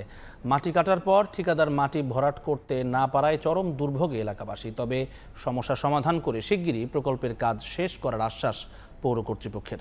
নূর মোহাম্মদের পাঠানো তথ্য ও ছবি নিয়ে রিপোর্ট। মাটি কাটার পরই বাধার মুখে বন্ধ পাকা সড়ক নির্মাণ কাজ। গর্তে জমে আছে পানি, যাতায়াত ভোগান্তিতে এলাকাবাসী। 2024 সালের 13 ফেব্রুয়ারি শুরু হয় কিশোরগঞ্জের হোসেনপুর পৌরসভার কাইসমা গ্রামের 320 মিটার নতুন পাকা সড়ক নির্মাণ কাজ। কয়েকদিন পরই স্থানীয় একটি প্রভাবশালী পরিবারের বাধার কারণে বন্ধ হয়ে যায় কাজ। এর মধ্যে সড়ক নির্মাণের জন্য গর্ত করা হলেও মাটি ভরাট করা হয়নি। এতে চরম দুর্ভোগে পড়েন গ্রামবাসী। সম্প্রতি কাজটি শেষ করতে মানববন্ধন ও বিক্ষোভ করেছেন এলাকাবাসী। মানসুরা এবং আব্দুল্লাহ সাত্তার, তার তিনজনের একই ফ্যামিলি, ওরাই এই রাস্তাটা বাধা বিঘ্ন করে রাখছে। এই এলাকার মানুষ এই দিক দিয়ে যাওয়া আসলে খুবই কষ্টকর ব্যাপার। বর্ষার সিজনে এনে আটুহমান পানি থাকে, কাদা থাকে। একটা মানুষ দুই আমরা বাচ্চা কাছে হয় সিজার করা লাগবে, নিতে পারি না, আমরা নিতে মরে যাবো। তবে অভিযুক্তরা বলছেন সরকারি জায়গা বলে দাবি করা হলেও মূলত ওই জমি তাদের ব্যক্তিগত। যে এসল্যান্ড স্যার আইছে, সার্ভিয়ার আইছে, আমরা তিনটা আমি আনছি, আইনা বাড়িটা মাপে দেখছি আরও আছে জায়গা ঠিক নাই। পৌর প্রশাসক বলছেন বিষয়টি নিষ্পত্তির চেষ্টা চলছে। এরই মধ্যে প্রকল্পের মেয়াদ বৃদ্ধিরও আবেদন জানানো হয়েছে। আমরা চেষ্টা করছি, নেগোশিয়েট করছি যে ওনারা যদি জায়গাটা আসলে সবার সহযোগিতায় ছাড়েন তাহলে আমরা বাকি অংশটুকু নির্মাণ করতে পারব। সড়ক নির্মাণ প্রকল্পের মেয়াদ গত এপ্রিলে শেষ হয়েছে, আর প্রকল্পে ব্যয় ধরা হয়েছে 41,50,000 টাকা। সময় সংবাদ, কিশোরগঞ্জ। পবিত্র হজ পালন করতে মদিনায় পৌঁছেছেন লাখো মুসল্লি। বিশ্বের নানা প্রান্ত থেকে আসা মানুষের পদচারণায় মুখর মসজিদে নববী। সময় সংবাদের সঙ্গে নিজেদের অভিজ্ঞতা নিয়ে কথা বলেছেন কয়েকজন বাংলাদেশি হজ যাত্রী। মদিনা থেকে বিস্তারিত আরিফুর রহমানের রিপোর্টে। পবিত্র হজ পালনের উদ্দেশ্যে বিশ্বের বিভিন্ন দেশ থেকে আসা নারী পুরুষ মুসল্লিদের অংশগ্রহণ এবার চোখে পড়ার মতো। সারাক্ষণই আল্লাহর স্মরণে নিমগ্ন মুসল্লিদের চোখে মুখে প্রশান্তি, কণ্ঠে শুকরিয়া। তাদের মতে মদিনার পরিবেশ ও মানুষ অত্যন্ত সহানুভূতিশীল। বাংলাদেশি হজ যাত্রীদের জন্য এখানে রয়েছে পর্যাপ্ত ব্যবস্থা। হজ অফিস থেকে দেওয়া হচ্ছে চিকিৎসা সহায়তা, স্বাস্থ্য নিরাপত্তা এবং প্রয়োজনীয় নির্দেশনা। সার্বক্ষণিক সহায়তায় রয়েছেন বাংলাদেশ মিশনের প্রতিনিধিরাও। মসজিদে নববীতে যে সুন্দর ব্যবস্থা, এটা তো জীবনে প্রথম উপলব্ধি করলাম। আমাদের বার্তা ঠিকভাবে দিয়েছে এবং সঠিকভাবে হচ্ছে। আমি একটু অসুস্থ বোধ করছিলাম, এখানে এসে তাড়াতাড়ি এরা খুব সুন্দর চিকিৎসা দিয়েছে এবং তাড়াতাড়ি ফ্রি ওষুধ পেয়েছে। এখানে আমাদের দেশ থেকে যে সমস্ত সম্মানিত হাজিগণ এসেছেন তাদেরকে যাতে করে তাদের জন্য কোনো প্রবলেম না হয়, তাদেরকে যেন সুন্দর এবং তাৎক্ষণিক একটা চিকিৎসা প্রদান করতে পারি, যাতে করে তারা পুনরায় যে মহৎ একটা হজ পালন করতে এখানে এসেছেন সেটি সুন্দরভাবে সম্পন্ন করতে পারে। এটাই আমাদের প্রধান লক্ষ্য। মদিনা এখন যেন তাওহীদের ধ্বনিতে প্রকম্পিত এক শহর। প্রতিটি কোণে মহান আল্লাহর প্রতি ভালোবাসা, তার নৈকট্য লাভের খোঁজে ব্যস্ত সবাই। হজের এই প্রস্তুতি মদিনাকে দিয়েছে মানবতা ও বিশ্বাসের এক উজ্জ্বল রূপ। পবিত্র হজ সামনে রেখে মদিনা যেন পরিণত হয়েছে আত্মশুদ্ধির এক নিবিড় অনুশীলন ভূমিতে, যেখানে মানুষ খুঁজে নিচ্ছে নিজের আসল পরিচয় ঈমান আর ভালোবাসার আলোয়। আরিফুর রহমান, সময় সংবাদ, মদিনা। আওয়ামী লীগ নিষিদ্ধের দাবিতে রাত থেকে প্রধান উপদেষ্টার বাসভবন যমুনার সামনে অবস্থান কর্মসূচি পালন করছে এনসিপি। এই মুহূর্তে সেখানে আছেন সহকর্মী আবু সাইদ নিশান। সরাসরি চলে যাচ্ছি তার কাছে। রাত শেষ হয়ে ভোর হলেও এখনো থামেনি প্রধান উপদেষ্টার বাসভবনের সামনে আওয়ামী লীগ নিষিদ্ধের যে বিক্ষোভ সমাবেশ সেটি। এবং আমরা যেটা জানতে পেরেছি, দীর্ঘ 9 ঘন্টার বেশি সময় ধরে এখনো পর্যন্ত এনসিপি সহ বিভিন্ন রাজনৈতিক দলের নেতারা এখনো অবস্থান নিয়ে আছেন প্রধান উপদেষ্টার বাসভবনের সামনে। এই দীর্ঘ 9 ঘন্টারও বেশি সময় ধরে তারা আওয়ামী লীগ নিষিদ্ধের বিভিন্ন স্লোগান দিয়েছেন এবং তারা বলছেন যে যতক্ষণ না পর্যন্ত আওয়ামী লীগ নিষিদ্ধের সুস্পষ্ট রোডম্যাপ ঘোষণা করা না হবে ততক্ষণ পর্যন্ত তারা কিন্তু এই রাজপথে অবস্থান করবেন। এবং আমরা যেটা জানতে পেরেছিলাম যে আওয়ামী লীগ নিষিদ্ধের যে সুস্পষ্ট রোড ঘোষণার কথা যিনি বলেছেন, সেই রোডম্যাপ ঘোষণা না হওয়া পর্যন্ত কিন্তু তারা রাজপথ ছাড়বেন না। এবং কিছুক্ষণ আগে আমরা এনসিপি নেতাদের সাথে কথা বলে যেটা জানতে পেরেছিলাম যে জুলাই বিপ্লব মঞ্চ নামে একটি মঞ্চ তৈরি করার কাজ, যেই মঞ্চ থেকেই কিন্তু তারা আওয়ামী লীগ নিষিদ্ধের যে দাবি এবং যেই সুষ্ঠু রোডম্যাপ ঘোষণা সেটি নিয়েই তারা রাজপথ ছাড়বেন বলে তারা অভিমত প্রকাশ করেছেন। এবং আমরা যদি দেখি যে এখানে যে সেই বৃহস্পতিবার রাত 10টা নাগাদ হাসনাত আব্দুল্লাহর সেই বক্তব্যে এবং ফেসবুক পোস্টের মাধ্যমেই কিন্তু এইখানে যে আওয়ামী লীগ নিষিদ্ধের দাবিতে তারা কিন্তু অবস্থান নিয়েছে। এবং আমরা কিছুক্ষণ আগে দেখেছিলাম যে 4 স্তরের নিরাপত্তা ব্যবস্থাও কিন্তু এই প্রধান উপদেষ্টার বাসভবনের সামনে নেওয়া হয়েছে। ব্যারিকেড দিয়ে প্রথমে পুলিশ, র্যাব, এসপিবিএন এবং সেনাবাহিনী তারা কিন্তু শক্ত অবস্থান নিয়ে আছেন। এবং এখানে যে নেতাকর্মীরা তারা বলছেন যে আওয়ামী লীগ নিষিদ্ধের যে দাবি তারা কিন্তু বাস্তবায়ন করেই তারপরে রাজপথ ছাড়বেন। এবং শুধু আওয়ামী লীগ নিষিদ্ধ নয়, তাদের বিচার এবং রাজনৈতিক কর্মকাণ্ড পরিচালনার জন্য যে নিষিদ্ধের দাবিও তারা করেছেন। এবং আমরা এই রাতের বেলা যেটা দেখেছিলাম যে এনসিপির আহ্বায়ক নাহিদ ইসলাম সহ এনসিপির শীর্ষ নেতারা নাসিরউদ্দিন পাটোয়ারি, সামান্তা শারমিন, হাসনাত আব্দুল্লাহ, সার্জিস আলম তারা সবাই কিন্তু এই প্রধান উপদেষ্টার বাসভবনের সামনে অবস্থান করেছিলেন। এবং তারা প্রত্যেকেই দাবি করেছেন যত দ্রুত সম্ভব আওয়ামী লীগকে নিষিদ্ধ করতে হবে এবং আর কোনো কালক্ষেপণ এবং ছলচাতুরি নয় এবং আর কোনো আশ্বাস নয়। এবার যত দ্রুত সম্ভব আওয়ামী লীগকে নিষিদ্ধ করে এবং সুষ্ঠু রোডম্যাপ ঘোষণা করা হলেই তবে তারা রাজপথ ছাড়বেন। এবং এনসিপির নেতারা আরও বলেছেন যে সারা দেশের আপামর ছাত্র জনতাকে তারা আহ্বান জানিয়েছেন যে আবারও তারা যেন রাজপথে নামে। এবং আরও আমরা যেটা জানতে পেরেছিলাম যে জুলাই গণ অভ্যুত্থানের 5ই আগস্টে যে এক দফা দাবির ঘোষণা করা হয়েছিল, যদি কিনা আওয়ামী লীগকে নিষিদ্ধ করা না হয় তাহলে কিন্তু তারা এক দফা দাবির আবারও ঘোষণা করতে পারে বলে আমাদেরকে জানিয়েছেন। এবং প্রধান উপদেষ্টার বাসভবন আমরা রাতভর যে স্লোগানে প্রকম্পিত ছিল, সেখানে কিন্তু তারা বারবার বলেছেন যে এই আওয়ামী লীগকে পুনর্গঠনের চেষ্টা করা হলে এবং আওয়ামী লীগকে অতি দ্রুত সম্ভব নিষিদ্ধ না করা হলে তারা কিন্তু কঠোর কর্মসূচি দিবেন। এবং এই কঠোর কর্মসূচি আওতায় কিন্তু তারা সারা দেশের ছাত্র জনতা এবং সবাইকে কিন্তু আহ্বান জানিয়েছেন এই কর্মসূচিতে একাত্মতা প্রকাশ করতে। এবং এই তাদের কর্মসূচিতে একাত্মতা প্রকাশ করতে কিন্তু জুলাই গণ অভ্যুত্থানে আহতরা এবং সাধারণ ছাত্র জনতারা কিন্তু এইখানে অবস্থান নিয়েছেন। এবং রাতভর তারা কিন্তু এখানে অবস্থান নিয়ে তাদের একটাই দাবি, আওয়ামী লীগকে অতি দ্রুত সম্ভব নিষিদ্ধ করতে হবে এবং আওয়ামী লীগকে নিষিদ্ধ করে তাদের বিচারের আওতায় আনতে হবে এবং বিচারের আওতার পাশাপাশি তাদের যে নিবন্ধন সেটিও বাতিল করতে হবে। এবং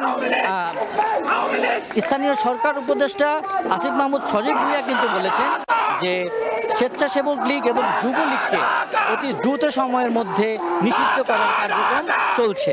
এবং এই কার্যক্রমের মধ্য দিয়ে কিন্তু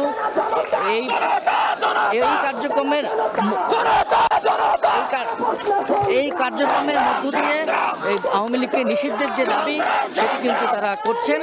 এবং আওয়ামী লীগের এই নিষিদ্ধের দাবি নিয়ে কিন্তু তারা এখনও রাজপথে অবস্থান করছে এবং তাদের একটাই দাবি, অনতিবিলম্বে আওয়ামী লীগের নিষিদ্ধের রোডম্যাপ ঘোষণা করে আওয়ামী লীগের রোডম্যাপ ঘোষণা করার পরেই তারা রাজপথ ছেড়ে এখান থেকে চলে যাবে। এই ছিল যমুনার সামনে থেকে, প্রধান উপদেষ্টার বাসভবনের সামনে থেকে আমার কাছে সর্বশেষ সংবাদ।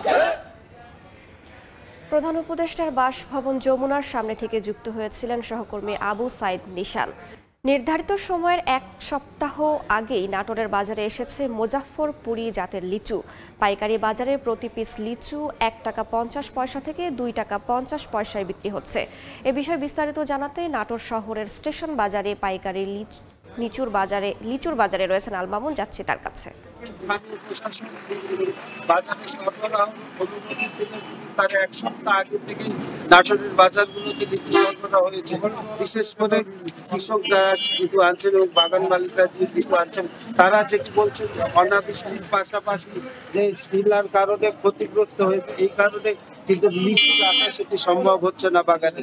এই কারণে তারা কিন্তু লিচু সরবরাহ করছে 1 সপ্তাহ আগে। একটা বিষয় যেটা বলতে পারি যে বাগান মালিক যারা রয়েছে তারা কিন্তু যে এই প্রেক্ষিতে তাদের কিন্তু লোকসান গুনতে হচ্ছে। আজকে যেটি নাটোর স্টেশন বাজার, এখানে আমরা দেখেছি যে 1 টাকা 50 পয়সা থেকে 2 টাকা 50 তাদের লিচু বিক্রি হয়েছে। একটি বিষয় যেটি বলতে পারি আমরা যে চলতি বছর 8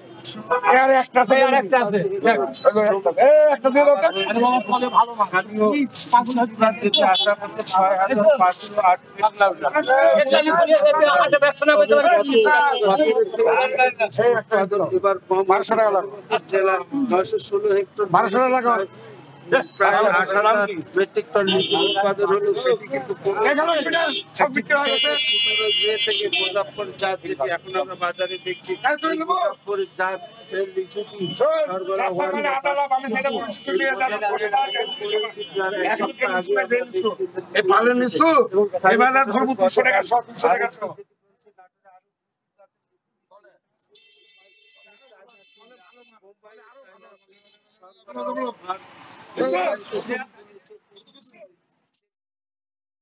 যেটি বলছে যে চলতি বছর 81 কোটি 35 লাখ টাকার লিচু কিন্তু বিক্রি করার আশা প্রকাশ করছে এবং প্রায় মাসব্যাপী ধরে এই মধু ফল যেটি যে লিচু, সেই লিচু কিন্তু সরবরাহ হবে বাজারে এবং বিক্রি হয়ে থাকবে।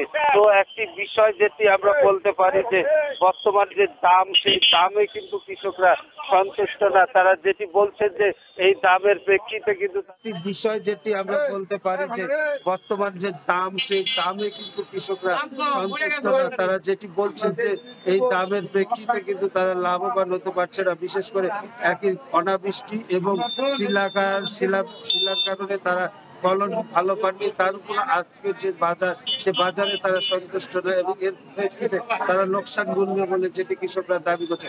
এই ছিল আমার কাছে লিচু বাজারের সর্বশেষ। সরাসরি যুক্ত ছিলাম নাটোরে, দেখছেন ভোরের সময়।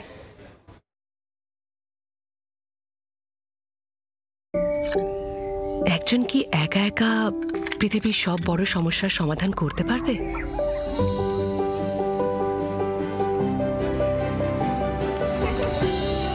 সহযোগিতাই সঠিক পথ নয় কি? আমরা কি আরো হালকা, আরো টেকসই প্যাকেজিং তৈরি করতে পারবো এবং অসীম শক্তি তৈরি করতে পারবো? জাবিকে আমরা বিশ্বাস করি যে মানুষের মধ্যে কেমিস্ট্রি হলো সবচেয়ে গুরুত্বপূর্ণ বিষয়। কেমিস্ট্রি যা গুরুত্ব বহন করে। জাবিক। গত 2 বছরের মতো চলতি মৌসুমেও চাঁপাইনবাবগঞ্জে থাকছে না ম্যাঙ্গো ক্যালেন্ডার। ফলে গাছে আম পরিপক্ক হলেই তা নামিয়ে বাজারজাত করতে পারবেন বাগানীরা। এতে খুশি আম চাষি, উদ্যোক্তা ও ব্যবসায়ীরা। তবে ম্যাঙ্গো ক্যালেন্ডার না থাকলেও অপরিপক্ক আম বাজারজাত রোধে কঠোর ব্যবস্থা নেওয়ার হুঁশিয়ারি প্রশাসনের। ভৌগোলিক অবস্থান ও আবহাওয়ার কারণে দেশের অন্যান্য জেলার তুলনায় সবশেষে আম পাকে উত্তর পশ্চিমাঞ্চলের জেলা চাঁপাইনবাবগঞ্জে। চলতি মৌসুমে জেলার গোপালভোগ, খিরসাপাত, ল্যাংড়া সহ সুমিষ্ট আম বাজারে আসতে আরও 2 সপ্তাহ অপেক্ষা করতে হবে। ম্যাঙ্গো ক্যালেন্ডার বা আম পাড়ার সময়সীমা নির্ধারণ বিষয়ে আম চাষি, ব্যবসায়ী, উদ্যোক্তা, বিজ্ঞানী ও কৃষি কর্মকর্তাদের সঙ্গে বৃহস্পতিবার বিকেলে মতবিনিময় সভার আয়োজন করে জেলা প্রশাসন। চলতি মৌসুমে আম পাড়ার সময়সীমা না রাখার সিদ্ধান্ত নেয় প্রশাসন। এতে গাছে আম পরিপক্ক হলেই তা নামিয়ে বাজারজাত করতে পারবেন চাষিরা। আম পাকলেও দেখা গেল যে অনেক আম সময়ের কারণে পরে নষ্ট হয়। ভোক্তা প্রকৃত স্বাদ পাক, প্রকৃত পরিপক্ক আম দিয়ে পরিপক্ক আম হারভেস্ট করি এবং আমরা বাজারজাত করি। চাষি যদি সৎ থাকে, আম পাকবে, আম হারভেস্ট করবে, তাহলে এখানে আমার কোনো আম ক্যালেন্ডারের প্রয়োজনই নেই। আমের ওজনের বিষয়টা সিদ্ধান্ত নেওয়ার ব্যাপারে তিনি মত প্রকাশ করেছেন, তো আমরা সে ব্যাপারেও খুশি। যত লেটে আম সংগ্রহ করতে পারবে তারা তত বেশি দামে বিক্রি করতে পারবে। আমের সাথে যারা জড়িত সবারই স্বার্থ রক্ষা হবে। তবে অপরিপক্ক আম বাজারজাত করলে কঠোর ব্যবস্থা নেওয়ার হুঁশিয়ারি প্রশাসনের। আম এখন পরিপুষ্ট হয়েছে, তখনই তারা গাছ থেকে আম পাড়বে। কৃষি বিভাগ এবং আমাদের জেলা প্রশাসন সর্বতভাবে সহযোগিতা করবে, যেন কেউ অপরিপক্ক আম গাছ থেকে না পাড়ে, সে বিষয়ে আমাদের নজরদারি থাকবে। চলতি মৌসুমে জেলায় 37,504 হেক্টর জমির আম বাগানে উৎপাদনের লক্ষ্যমাত্রা 3,86,000 মেট্রিক টন। সময় সংবাদ, চাঁপাইনবাবগঞ্জ।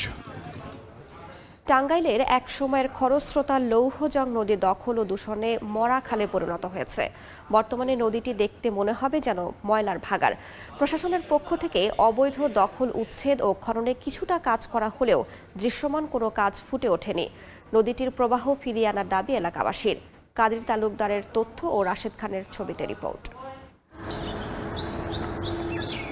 একসময় লৌহজং নদীর উপর অনেকাংশে নির্ভর করে গড়ে ওঠে টাঙ্গাইলের যোগাযোগ ও ব্যবসা বাণিজ্য, যা শহরের দিঘুলিয়া, কলেজপাড়া, কাকমারা, আকুরটাকরপাড়া, বেড়াডোমা, কাকমারি ও কাজীপুর সহ প্রায় 10 থেকে 12 কিলোমিটার এলাকা দিয়ে বয়ে গেছে। ব্যবসায়ীরা কলকাতা থেকে টাঙ্গাইল হয়ে ঢাকা নারায়ণগঞ্জ যেতেন এই নদী দিয়ে। বর্তমান চিত্র দেখলে মনে হবে যেন শুধুই রূপকথার গল্প। নদীর বেশিরভাগ জায়গা দখল হয়ে গেছে, যেটুকু রয়েছে তাতেও বিসিক সহ বিভিন্ন এলাকার বর্জ্য ফেলে পানি দূষিত হয়ে ব্যবহার অনুপযোগী হয়ে পড়েছে। দুর্গন্ধে নদী পাড়ে টিকতে পারেন না বাসিন্দারা। এই মশা, এই পচা গন্ধ, মশার গুণে আমরা থাকতে পারি না। কেমিক্যালের ইয়াগুলি পানিগুলি এসে এখন পরিস্থিতিটা এমন হয়েছে যে এখানে ব্যবহার করার মতো, মানুষের ইউজ করার মতো কোনো উপায় এখানে আমি দেখতেছি না। সরকারের কাছে দাবি করি আমরা যে এই নদী রং মুক্ত হোক। পরিবেশ অধিদপ্তর বলছে ইতোমধ্যে দূষণের উৎস চিহ্নিত করা হয়েছে। যেসব প্রতিষ্ঠান তরল বর্জ্য তৈরি করে তার নমুনা ঢাকা বিভাগীয় গবেষণাগারে পাঠানো হয়েছে। প্রতিবেদন হাতে পেলে আইনগত ব্যবস্থা নেওয়া হবে। লৌহজং নদীর দূষণের উৎস চিহ্নিতকরণের কার্যক্রম আমাদের সম্পন্ন হয়েছে ইতিমধ্যে। আর লৌহজং নদীর সাথে কানেক্টেড 4টা তরল বর্জ্য সৃষ্টিকারী প্রতিষ্ঠান আমরা শনাক্ত করেছি। নদীটির দৈর্ঘ্য ছিল 76 কিলোমিটার ও প্রস্থ 40 মিটার। পূর্ব দিক থেকে প্রবাহিত হয়ে সরাসরি দক্ষিণে বাঁক নেয়া অববাহিকার আয়তন ছিল 104 বর্গ কিলোমিটার, কিন্তু বর্তমান অবস্থা কোথাও মাত্র 80 ফুট, আবার কোথাও 100 ফুট। সময় সংবাদ, টাঙ্গাইল। ফরিদপুরে পদ্মাপাড়ে এবার বাম্পার ফলন হয়েছে ভুট্টার। উন্নত জাত আবাদে হাসি ফুটেছে কৃষকের মুখে, পাশাপাশি ভালো দাম পাওয়ায় খুশি চাষিরা।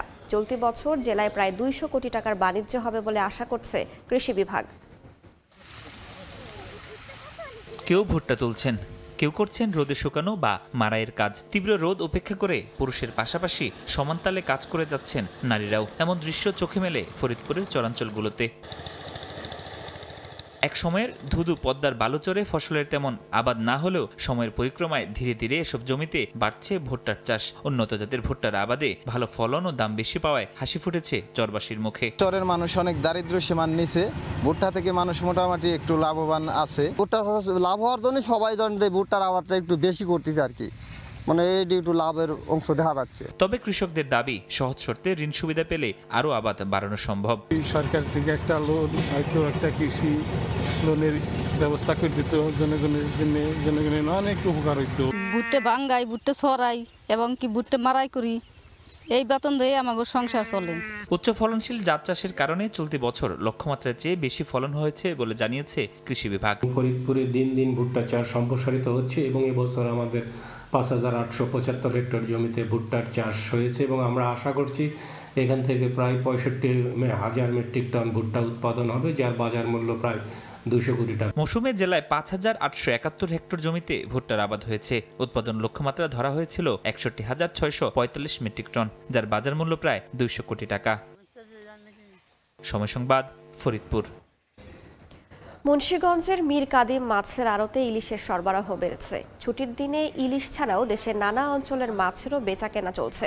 বিস্তারিত জানাতে এই মুহূর্তে সেখানে আছেন রিপোর্টার নাসির উদ্দিন উজ্জ্বল। সরাসরি যাচ্ছি তার কাছে। গ্রীষ্মের ভোর থেকে কিন্তু এই ধলেশ্বরী তীরের বিশাল যে হাট, সেখানে ইলিশের ঝিলিক ছড়িয়ে পড়েছে এবং যেই 5টি অভয়াশ্রম, সেখানে যে মাছের নিষেধাজ্ঞা ছিল 2 মাসের, সেটি কেটে যাবার পর কিন্তু সরবরাহ অনেকটাই বেড়েছে। আপনারা লক্ষ্য করছেন যে বড় আকারের ইলিশের কিন্তু পসরা রয়েছে চারিদিকেই, কিন্তু সেই অনুযায়ী কিন্তু দাম কমেছে। সপ্তাহের ব্যবধানে মাত্র 500 টাকা। তারা বলছেন যে 3200 টাকায় গেল সপ্তাহে বিক্রি করলেও এখন তারা সর্বোচ্চ 2700 টাকায় বিক্রি করছেন। কিন্তু ভোক্তারা কিন্তু বলছেন যে যেভাবে মাছের সরবরাহ, সেই অনুযায়ী কিন্তু দাম সহনীয় নয় এবং সে কারণে কিন্তু অনেকে ইলিশের স্বাদ নিতে এসে কিন্তু অনেকটা ক্ষুব্ধ হয়ে ফিরছেন এবং তারা বলছেন যে বাজারের এবং সরবরাহের যে সামঞ্জস্যটা, সেটি কিন্তু নিশ্চিত করার ব্যাপারে যে বাজার মনিটরিং, সেটি যথাযথ হচ্ছে না। একই সঙ্গে এখানে কিন্তু স্থানীয় খাল বিলের তাজা তাজা মাছ সহ যে হিমায়িত বিভিন্ন ধরনের সামুদ্রিক মাছ সেগুলো কিন্তু এসছে এবং দেশের অন্তত 15টি জেলা থেকে যেখানে মাছ আসে সেই কারণে কিন্তু বৈচিত্র্যপূর্ণ মাছ পাওয়া যায় এবং শতাব্দী প্রাচীন এই হাটটিতে কিন্তু শুধু মুন্সিগঞ্জ নয়, নারায়ণগঞ্জ এবং আশপাশের পাইকার এবং শৌখিন ক্রেতারাও কিন্তু এখানে মাছ কিনতে আসেন এবং তারা বলছেন যে মাছের যে বাজারে সরবরাহ অনেক বেড়েছে সেই অনুযায়ী তারা কিন্তু তারা স্বাচ্ছন্দ্যে বা তারা যে এই সহনীয় দাম সেটি না পাবার ক্ষোভের কথা বলছেন এবং এখানে তারা বলছেন যে ইলিশ যেটি একেবারে ছোট আকারে সেটি 470 টাকা থেকে কিন্তু 2700 টাকায় বিক্রি হচ্ছে আর নদীর পাঙ্গাস বিক্রি হচ্ছে 650 থেকে 1000 টাকা, চাষের পাঙ্গাস 180 থেকে 220 টাকা, চাষের রুই বিক্রি হচ্ছে 250 থেকে 450 টাকায়, কাতল বিক্রি হচ্ছে 370 থেকে 500 টাকায়। এই একইভাবে কিন্তু এখানে চিংড়ি যে বিক্রি হচ্ছে সেই চিংড়িতে জেলি মিশ্রিত করার কিন্তু অভিযোগ রয়েছে এবং সেই চিংড়ির দাম কিন্তু এখানে গলদা চিংড়ি বিক্রি হচ্ছে 1300 থেকে 1500 টাকা কেজি দরে, নদীর আইড় বিক্রি হচ্ছে 900 থেকে 1500 টাকায় এবং কই বিক্রি হচ্ছে 180 থেকে 240 টাকায় এবং এখানে যে নানান রকম মাছ সেগুলো পাবদা বিক্রি হচ্ছে 250 থেকে 280, চেউয়া বিক্রি হচ্ছে 200 থেকে 350 টাকা কেজি দরে এবং এখানকার যে বিশাল হাটটি সেই হাট ঘিরে যে মানুষের বিশাল কর্মযজ্ঞ সেটি কিন্তু চ্যালেঞ্জে পড়েছে।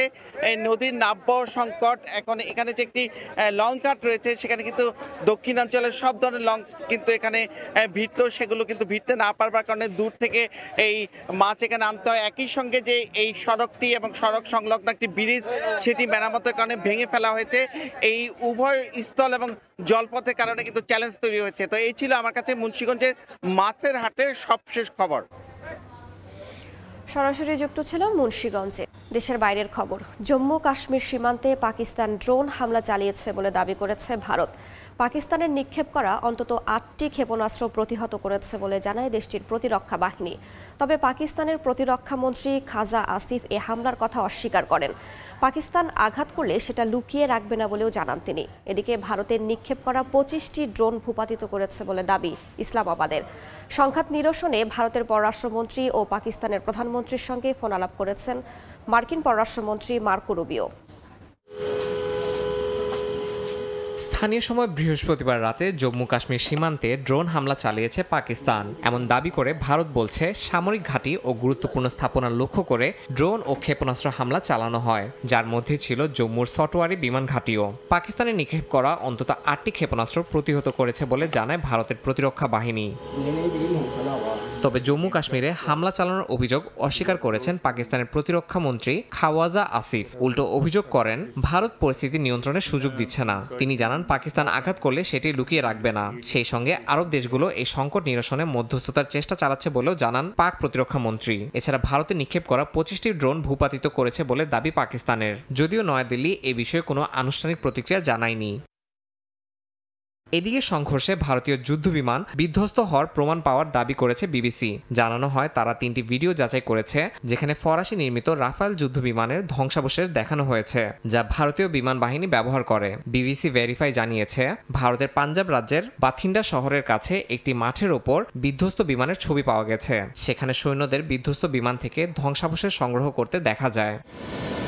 পরমাণু শক্তিধর দুই প্রতিবেশী দেশের সংঘাত নিয়ে আন্তর্জাতিক উদ্বেগ বেড়েছে।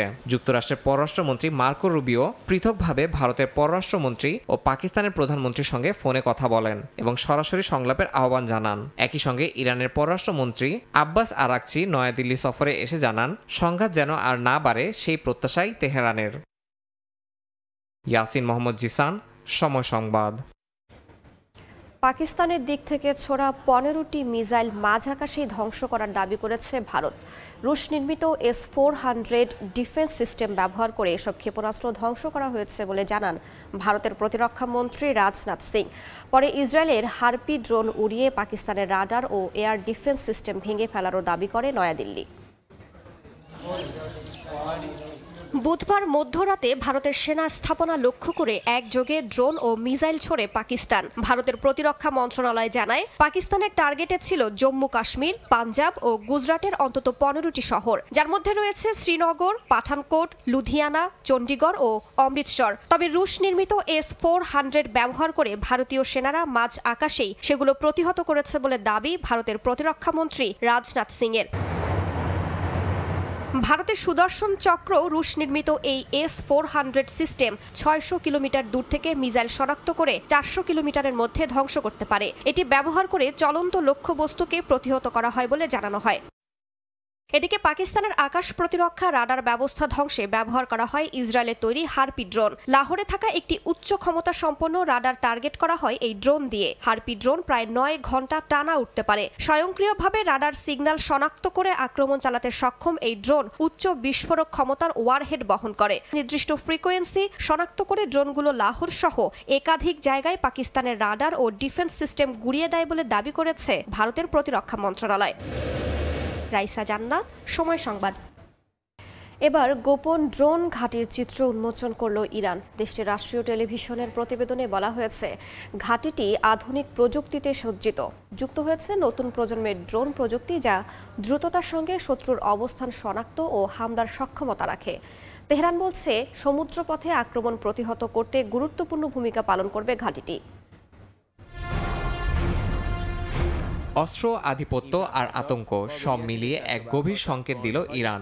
স্থানীয় সময় বৃহস্পতিবার রাষ্ট্রীয় টেলিভিশনে সম্প্রচারিত হয়েছে ভূগর্ভস্থ একটি ড্রোন ঘাঁটির দৃশ্য।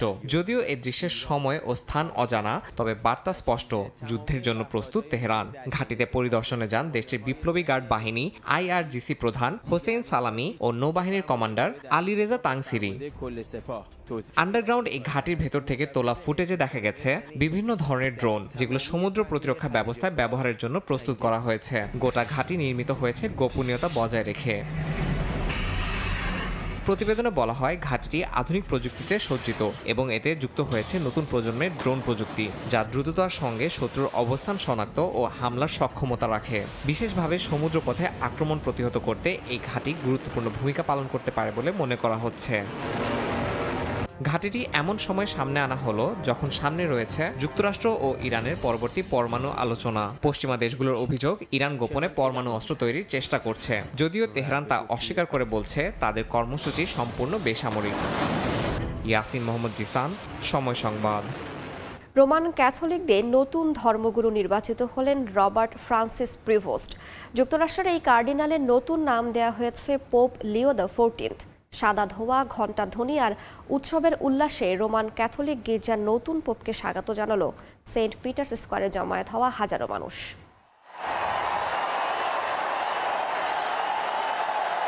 ভ্যাটিকানের সিস্টিন চ্যাপেলের ছাদে ছোট্ট চিমনির মুখ থেকে বেরিয়ে আসে সাদা ধোঁয়া, আর ঠিক তখনই বেজে ওঠে সেন্ট পিটার্সের ঘণ্টা ধ্বনি। ভ্যাটিকানের প্রাচীন দেয়ালের অন্তরালে দ্বিতীয় দিনের ভোটাভুটিতেই কার্ডিনালরা বেছে নেন নতুন পোপকে। রোমান ক্যাথলিকদের নতুন ধর্মগুরু হিসেবে নির্বাচিত হলেন রবার্ট ফ্রান্সিস প্রিভোস্ট। হাজারো দর্শনার্থীর করতালিতে মুখর হয়ে ওঠে সেন্ট পিটার্স স্কয়ার।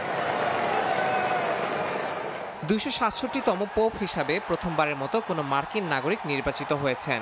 যুক্তরাষ্ট্রের এই কার্ডিনালের নতুন নাম দেওয়া হয়েছে পোপ লিও দ্য 14। 69 বছর বয়সী পোপ লিও বহু বছর পেরুতে মিশনারি হিসেবে কাজ করেছেন। পরে সেখানে তিনি আর্চ বিশপ হন। 2023 সালে তাকে ভ্যাটিকানে ডেকে আনেন পোপ ফ্রান্সিস এবং গুরুত্বপূর্ণ বিশপ মনোনয়ন দপ্তরের প্রধান হিসেবে দায়িত্ব দেন। এই পদকে ক্যাথলিক গির্জার সবচেয়ে শক্তিশালী ভূমিকাগুলোর একটি ধরা হয়। যুক্তরাষ্ট্রের মতো সুপার পাওয়ার রাষ্ট্র থেকে কাউকে পোপ বানানো নিয়ে ভ্যাটিকানে বরাবরই ছিল দ্বিধা, কিন্তু প্রভোস্ট ছিলেন ব্যতিক্রম। সংযত, সংলাপপ্রবণ ও সংস্কারমুখী বলেই তাকে কার্ডিনালরা বেছে নিয়েছেন বলে জানানো হয়। শপথ নেওয়ার পর পোপ লিও ভ্যাটিকানের বারান্দা থেকে ভক্তদের উদ্দেশ্যে বক্তব্য রাখেন, বলেন সবাই যেন শান্তিতে থাকে।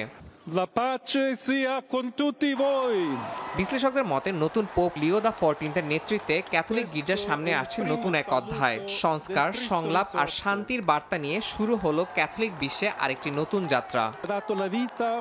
ইয়াসিন মোহাম্মদ জিসান, সময় সংবাদ। ইসলামাবাদ দিল্লি চরম অস্থিরতায় শঙ্কায় টাইগারদের পাকিস্তান সফর। পিসিবি এই সিরিজ যথাসময় আয়োজনে আশাবাদী, তবে হাতে সপ্তাহ দুয়েকের বেশি সময় থাকায় এ নিয়ে সিদ্ধান্ত নিতে আরও ৩-৪ দিন অপেক্ষা করতে চায় বিসিবি।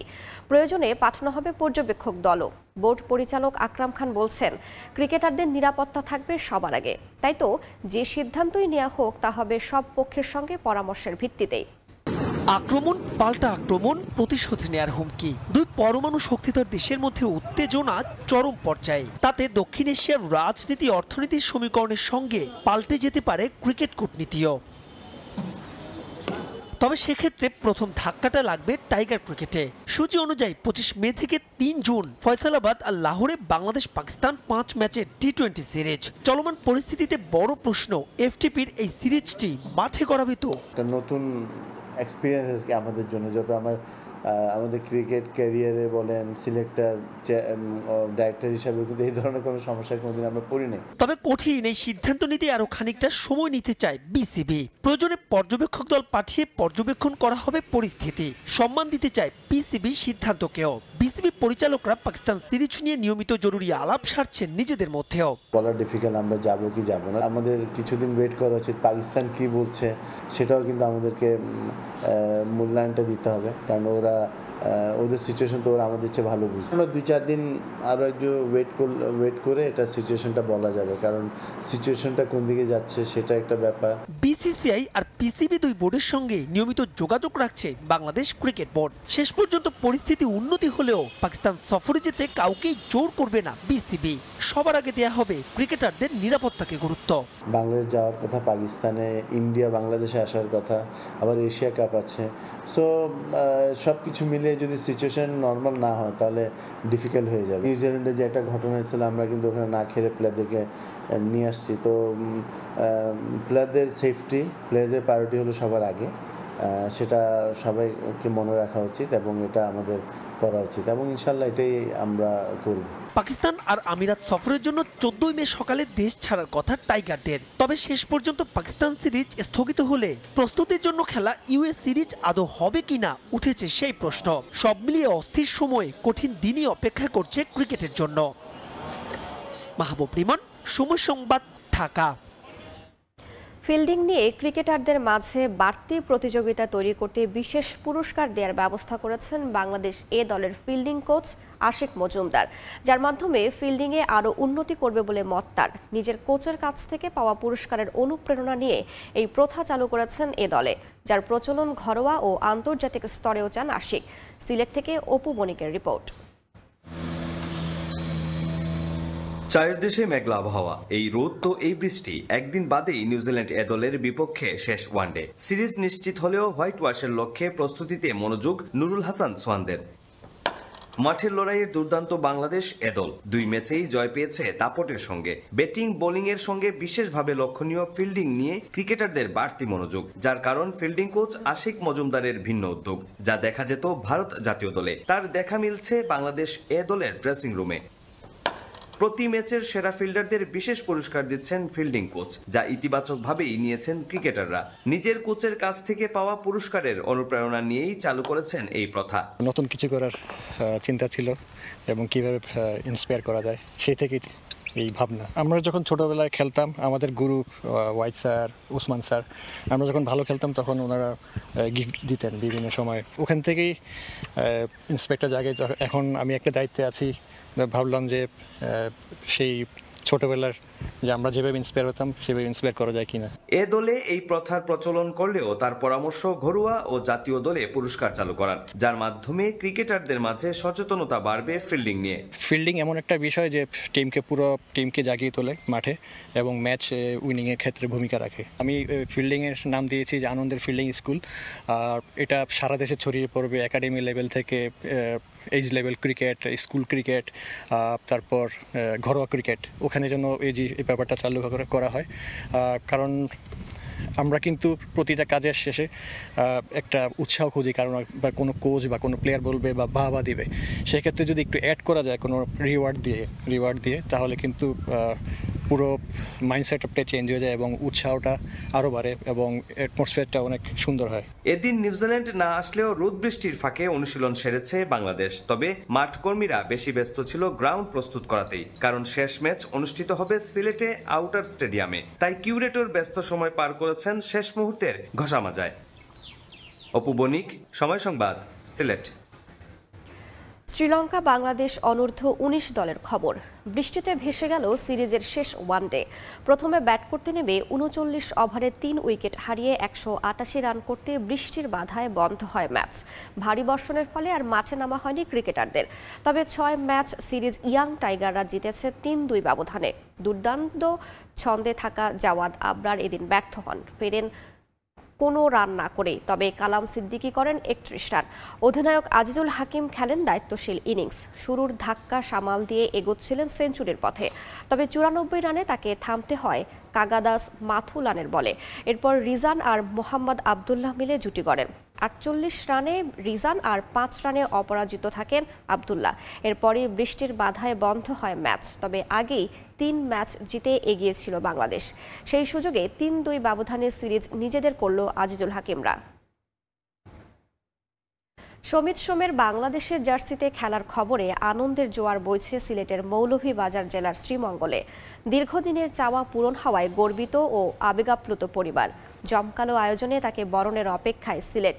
পুরো এলাকা সাজানো হবে সমিতের খেলাধুলার নানা ছবিতে, থাকবে নানা আয়োজন। লাল সবুজের জার্সিতে সমিত বিশ্ব মাতাবেন, এমনটাই চাওয়া তাদের। মৌলভীবাজার থেকে শাহ অলিদুর রহমানের ছবিতে ডেস্ক রিপোর্ট।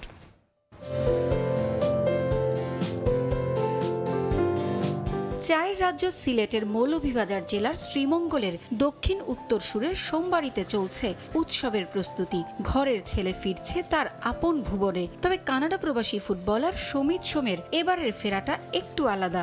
সোমবাড়ির আগে থেকেই রয়েছে সমৃদ্ধ অতীত। দাদা মানিকলাল সোমও ছিলেন ফুটবলার। তার পথ ধরে ফুটবলকে নিজের সঙ্গী করেছেন সমিত সোম। এতদিন কানাডা জাতীয় দল সহ অনেক দেশের ঘরোয়া লিগের ক্লাবে খেলেছেন। তবে এবার পূরণ হয়েছে স্বপ্ন, খেলবেন মাতৃভূমির হয়ে। গায়ে জড়াবেন লাল সবুজের প্রিয় জার্সিটা। ফিফার অনুমোদন পাওয়ার খবরে পুরো এলাকা জুড়ে শুরু হয়েছে উৎসব। সিঙ্গাপুরের বিপক্ষে আগামী ১০ জুন এএফসি এশিয়ান কাপ বাছাইয়ে খেলতে দেশে আসবেন সমিত। ভালোবাসা নিয়ে তাকে বরণে প্রিয়জনদের মাঝে চলছে প্রস্তুতি। ফিফা যখন অনুমতি দিয়েছে তখন তো আমরা স্বপ্ন দেখলাম কোন দিন আইবো, কেমনে আইবো, আমরা বাড়িতে আমরা কিভাবে তারে ইয়ে দিব। আমরা শ্রীমঙ্গলের মানুষও রেডি তারে সংবর্ধনা দিত। আমরা প্ল্যান আছে, আমরা এখানে ওই যে ম্যারাডোনার একটা ইয়ে আছে না, স্ট্যাচুর মতো বল মারে, তার ছবিটা তারে দিয়ে আমি একটা ছবি বানাইবার চেষ্টা করতাম আর কি, যে এরকম একটা বল মারার একটা ছবি এখানে টাঙ্গানো থাকবো। সমিত যখন বাড়িতেই তো তখন ফুটবলই খেলতো, খুব পছন্দের খেলা এটাই আছে। জাতীয় দলে যে খেলবো, আমার ছেলে, আমার ভাতিজা, আমার বংশের, এটা বিরাট জিনিস, বিরাট ব্যাপার। লাল সবুজের জার্সিতে খেলবেন সমিত, এ যেন চির আরাধ্য ছিল এই পরিবারটির কাছে। বাঙালি খাবার বেশ প্রিয়। ট্রিপলিতে গ্রাজুয়েশন শেষ করা সমিতের। এই যে কানাডার একটা অত বড় একটা প্লেয়ার, এরকম তার কোনো গর্ব টর্ব কিচ্ছু নাই, ভিতরে গরিমা টরিমা কিচ্ছু নাই। এ খুব সহজ সরল, যা দিবাতেই খায়। ভাই হিসাবে এতটুকুই আমরা প্রাউড ফিল করি যে আমরা দেশরিয়া খেলবো। আমরা তার হয়তো এতদিন আমরা তার খেলা আমরা টিভিতে দেখছি, ইউটিউবে দেখছি, এখন আমরা ঢাকা থেকে সরাসরি দেখব। সমিতের জন্য হৃদয় উজাড় করা ভালোবাসা নিয়ে অপেক্ষায় আছেন এলাকাবাসীও। এলাকাবাসীর পক্ষ থেকে আমরা সবাই গর্বিত উনার ব্যাপারে। চা দোকান গর্বিত, এলাকার সন্তান, আমাদের সিলেটের সন্তান। দেশের বাইরে ফুটবল খেলতেন, খুব ভালো ফুটবল খেলেন, তার লেগে তার ফুটবল মামা ডাকি। আমি খুব উৎসাহিত, তাই যাইবা, আমি খুব এক্সাইটেড। ২রা জুন ঢাকায় আসার কথা ক্যাভালরি এফসিতে খেলা সমিত সোমের। সময় সংবাদ, সিলেট। হামজা সমিতের পর এবার কিউবা মিচেলের জাতীয় দলে খেলার প্রক্রিয়া দ্রুত গতিতে এগিয়ে নিচ্ছে বাফুফে। চলতি মাসেই বাংলাদেশে মিচেলের আসার কথা রয়েছে বলে জানিয়েছেন বাফুফের সিনিয়র সভাপতি ইমরুল হাসান। জুইন উইন্ডোতে না হলেও বাংলাদেশের জার্সিতে খুব দ্রুতই দেখা যেতে পারে ইংল্যান্ড প্রবাসী এই মিডফিল্ডারকে। ফুটবল নিয়ে শেষ কবে এত উন্মাদনা দেখেছিল বাংলাদেশ? একের পর এক বিশ্বমানের তারকা ফুটবলার জাতীয় দলের অন্তর্ভুক্তিতে নতুন করে স্বপ্ন দেখতে শুরু করেছে দেশের ফুটবল প্রেমীরা। হামজা চৌধুরীর পর আরও এক বাংলাদেশি বংশোদ্ভূত ফুটবলার সমিত সোমের বাংলাদেশের জার্সি চাপানো এখন শুধুই সময়ের অপেক্ষা। আগামী 10 জুন সিঙ্গাপুরের বিপক্ষে ম্যাচে হামজা চৌধুরীর সঙ্গে মাঠ মাতাবেন সমিত। হামজা সমিতের পর থেমে নেই বাংলাদেশ ফুটবল ফেডারেশন। এবার আলোচনায় আরও এক প্রবাসী ফুটবলার কিউবা মিচেল। বাংলাদেশের হয়ে খেলতে আগ্রহ দেখিয়েছেন ইএফএল চ্যাম্পিয়নশিপে খেলা এই মিডফিল্ডার। হামজা সমিতের পর এবার জাতীয় দলে তাকে নিয়ে পরিকল্পনা সাজাচ্ছে বাফুফে। মিচেলের লাল সবুজ জার্সিতে খেলার প্রক্রিয়া দ্রুত গতিতে এগুচ্ছে বলে জানান ফেডারেশনের সিনিয়র সহসভাপতি। কাজ চলছে, আশা করছি হয়তো বাংলাদেশে আসবে মাসের মধ্যেই। ইংল্যান্ডের বার্মিংহাম একাডেমি থেকে ফুটবলের যাত্রা শুরু করেন কিউবা মিচেল। এরপর 2022 সালে সান্ডারল্যান্ড ক্লাবের অনূর্ধ্ব 18 দলে অন্তর্ভুক্তি দিয়ে পেশাদার ফুটবলে যোগ দেন মিচেল। এরপর 2024 সালে সান্ডারল্যান্ডের অনূর্ধ্ব 21 দলে যোগ দেন তিনি। বর্তমানে ইংল্যান্ড, বাংলাদেশ ও জ্যামাইকা জাতীয় দলে খেলার সুযোগ রয়েছে মিচেলের। তবে চলতি বছর বাংলাদেশ জাতীয় দলের হয়ে খেলার জন্য বাফুফের সঙ্গে আলোচনা হয় তার। সে সময় লাল সবুজ জার্সি পরতে নিজের আগ্রহের কথা জানান মিচেল ও তার পরিবারের সদস্যরা। ইএফএল চ্যাম্পিয়নশিপে এখন পর্যন্ত 7 ম্যাচ খেলে ফেলেছেন কিউবা, যেখানে 7 ম্যাচে একটি অ্যাসিস্ট রয়েছে মিচেলের। রিফাতুল ইসলাম মিরন, সময় সংবাদ।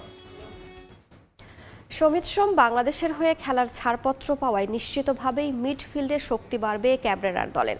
জোরালো আভাস আছে সিঙ্গাপুরের বিপক্ষে ফাহমেদুল আর আলামিনের অভিষেক হওয়ার। এর ফলে লেফট উইংয়ে শক্তি বাড়ার পাশাপাশি ফরওয়ার্ড লাইন নিয়েও স্বপ্ন দেখা যায়। বহুল আকাঙ্ক্ষিত এই ম্যাচে কেমন হতে পারে বাংলাদেশের স্কোয়াড, সেটাই থাকছে প্রতিবেদনে। চীনের দুঃখ যেমন হুয়াংহো, বাংলাদেশ ফুটবলে তেমনি স্ট্রাইকার। মিডফিল্ডে যতই হামজা সামিত সোমের মতো ফুটবলার যুক্ত হোক না কেন, ফরওয়ার্ডরা সুযোগ কাজে লাগাতে না পারলে সুফল আসবে না কিছুতেই। যদিও সিঙ্গাপুরের বিপক্ষে ম্যাচে সম্ভাবনা আছে এই দৃশ্যপট বদলের। ভারতের বিপক্ষে ফাহমেদুলের না থাকা নিয়ে জল ঘোলা হয়েছে বহু। টিম ম্যানেজমেন্ট এরই মধ্যে আভাস দিয়েছে 10 জুনের ম্যাচে তাকে খেলানোর। লেফট উইংয়ে এই ইতালি প্রবাসী যুক্ত হলে নিশ্চিতভাবে ক্ষুরোধার হবে বাংলার আক্রমণ ভাগ। সুখবর আছে আরও, জাতীয় দলে অভিষেকের অপেক্ষা ফুরাচ্ছে আলামিনের। রাইট উইংয়ে রাকিব আর লেফটে ফাহমেদুলের সঙ্গে তার রসায়নটা জমে গেলেই ছক্কা। একদিকে হামজা চৌধুরী, তার উপর সামিত সোম পেয়েছেন বাংলাদেশের হয়ে খেলতে ফিফার ছাড়পত্র। এই দুয়ের কম্বিনেশনে এই মুহূর্তে দক্ষিণ এশিয়ার সেরা মিডফিল্ড লাল সবুজের দখলে, তাতে কোনো সন্দেহ নেই। কাবরেরার 4-3-3 ফরমেশনে এই পজিশনে বাকি নামটা হতে পারে মুজিবুর রহমান জনি কিংবা হৃদয়। পুরো 90 মিনিট না হলেও অধিনায়ক জামাল ভুঁইয়া এখনো যোগ্যতা রাখেন জাতীয় দলের হয়ে খেলার। ভারত ম্যাচে টিম ম্যানেজমেন্ট এই ভুল করলেও আশা করা যায় সেই পথ মারাবে না সিঙ্গাপুরের বিপক্ষে। ইনজুরিতে থাকা বিশ্বনাথকে এই ম্যাচেও পাবে না বাংলাদেশ। রাইট ব্যাকে তার জায়গায় সাদউদ্দিন এই ভরসা। অভিজ্ঞ তপু আর তারিক কাজীতে বেশ সলিড সেন্টার ব্যাক কাবরেরার। বাম প্রান্তে ইনফর্ম শাকিল তপুর বিকল্প ঠিক এই মুহূর্তে নেই লাল সবুজে। আনিসুর রহমান জিকো আলোচনার বাইরে চলে যাওয়ায় গোলপোস্টে মোটামুটি অটো চয়েস হয়ে দাঁড়িয়েছেন মিতুল মার্মা। তবে বাংলার বাজ পাখিও যে যথেষ্ট যোগ্যতা সম্পন্ন সেটা ভুলে যাওয়ারও সুযোগ নেই। জাস্ট একটা সুযোগ আর কোচের সুদৃষ্টিতে বদলে যেতে পারে পোস্টের কুশীলব। এস এম ইকবাল, সময় সংবাদ। এ পর্যায়ে শীর্ষ সংবাদগুলো জানিয়ে দিচ্ছি আরও একবার।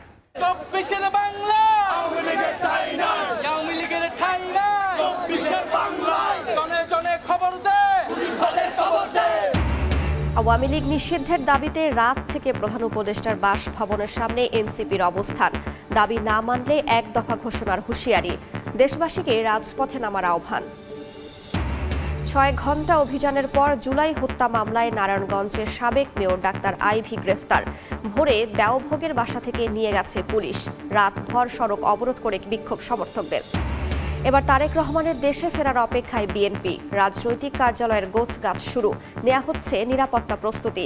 এখনই রাজনীতিতে আসছেন না ডাক্তার জুবাইদা। রাখাইনকে রোহিঙ্গা শূন্য করার মিশনে আরাকান আর্মি জান্তার চেয়েও ভয়ঙ্কর দাবি ভুক্তভোগীদের। দিনে বাংলাদেশ ঢুকছেন অর্ধশতজন। বসতি বরাদ্দ দিতে জাতিসংঘের চিঠি। এবং এবার পাকিস্তানের বিরুদ্ধে জম্মু কাশ্মীরে সামরিক ঘাঁটিতে হামলার অভিযোগ ভারতের, নাকচ করল ইসলামাবাদ। ক্ষেপণাস্ত্র ও ড্রোন প্রতিহতের পাল্টাপাল্টি দাবি।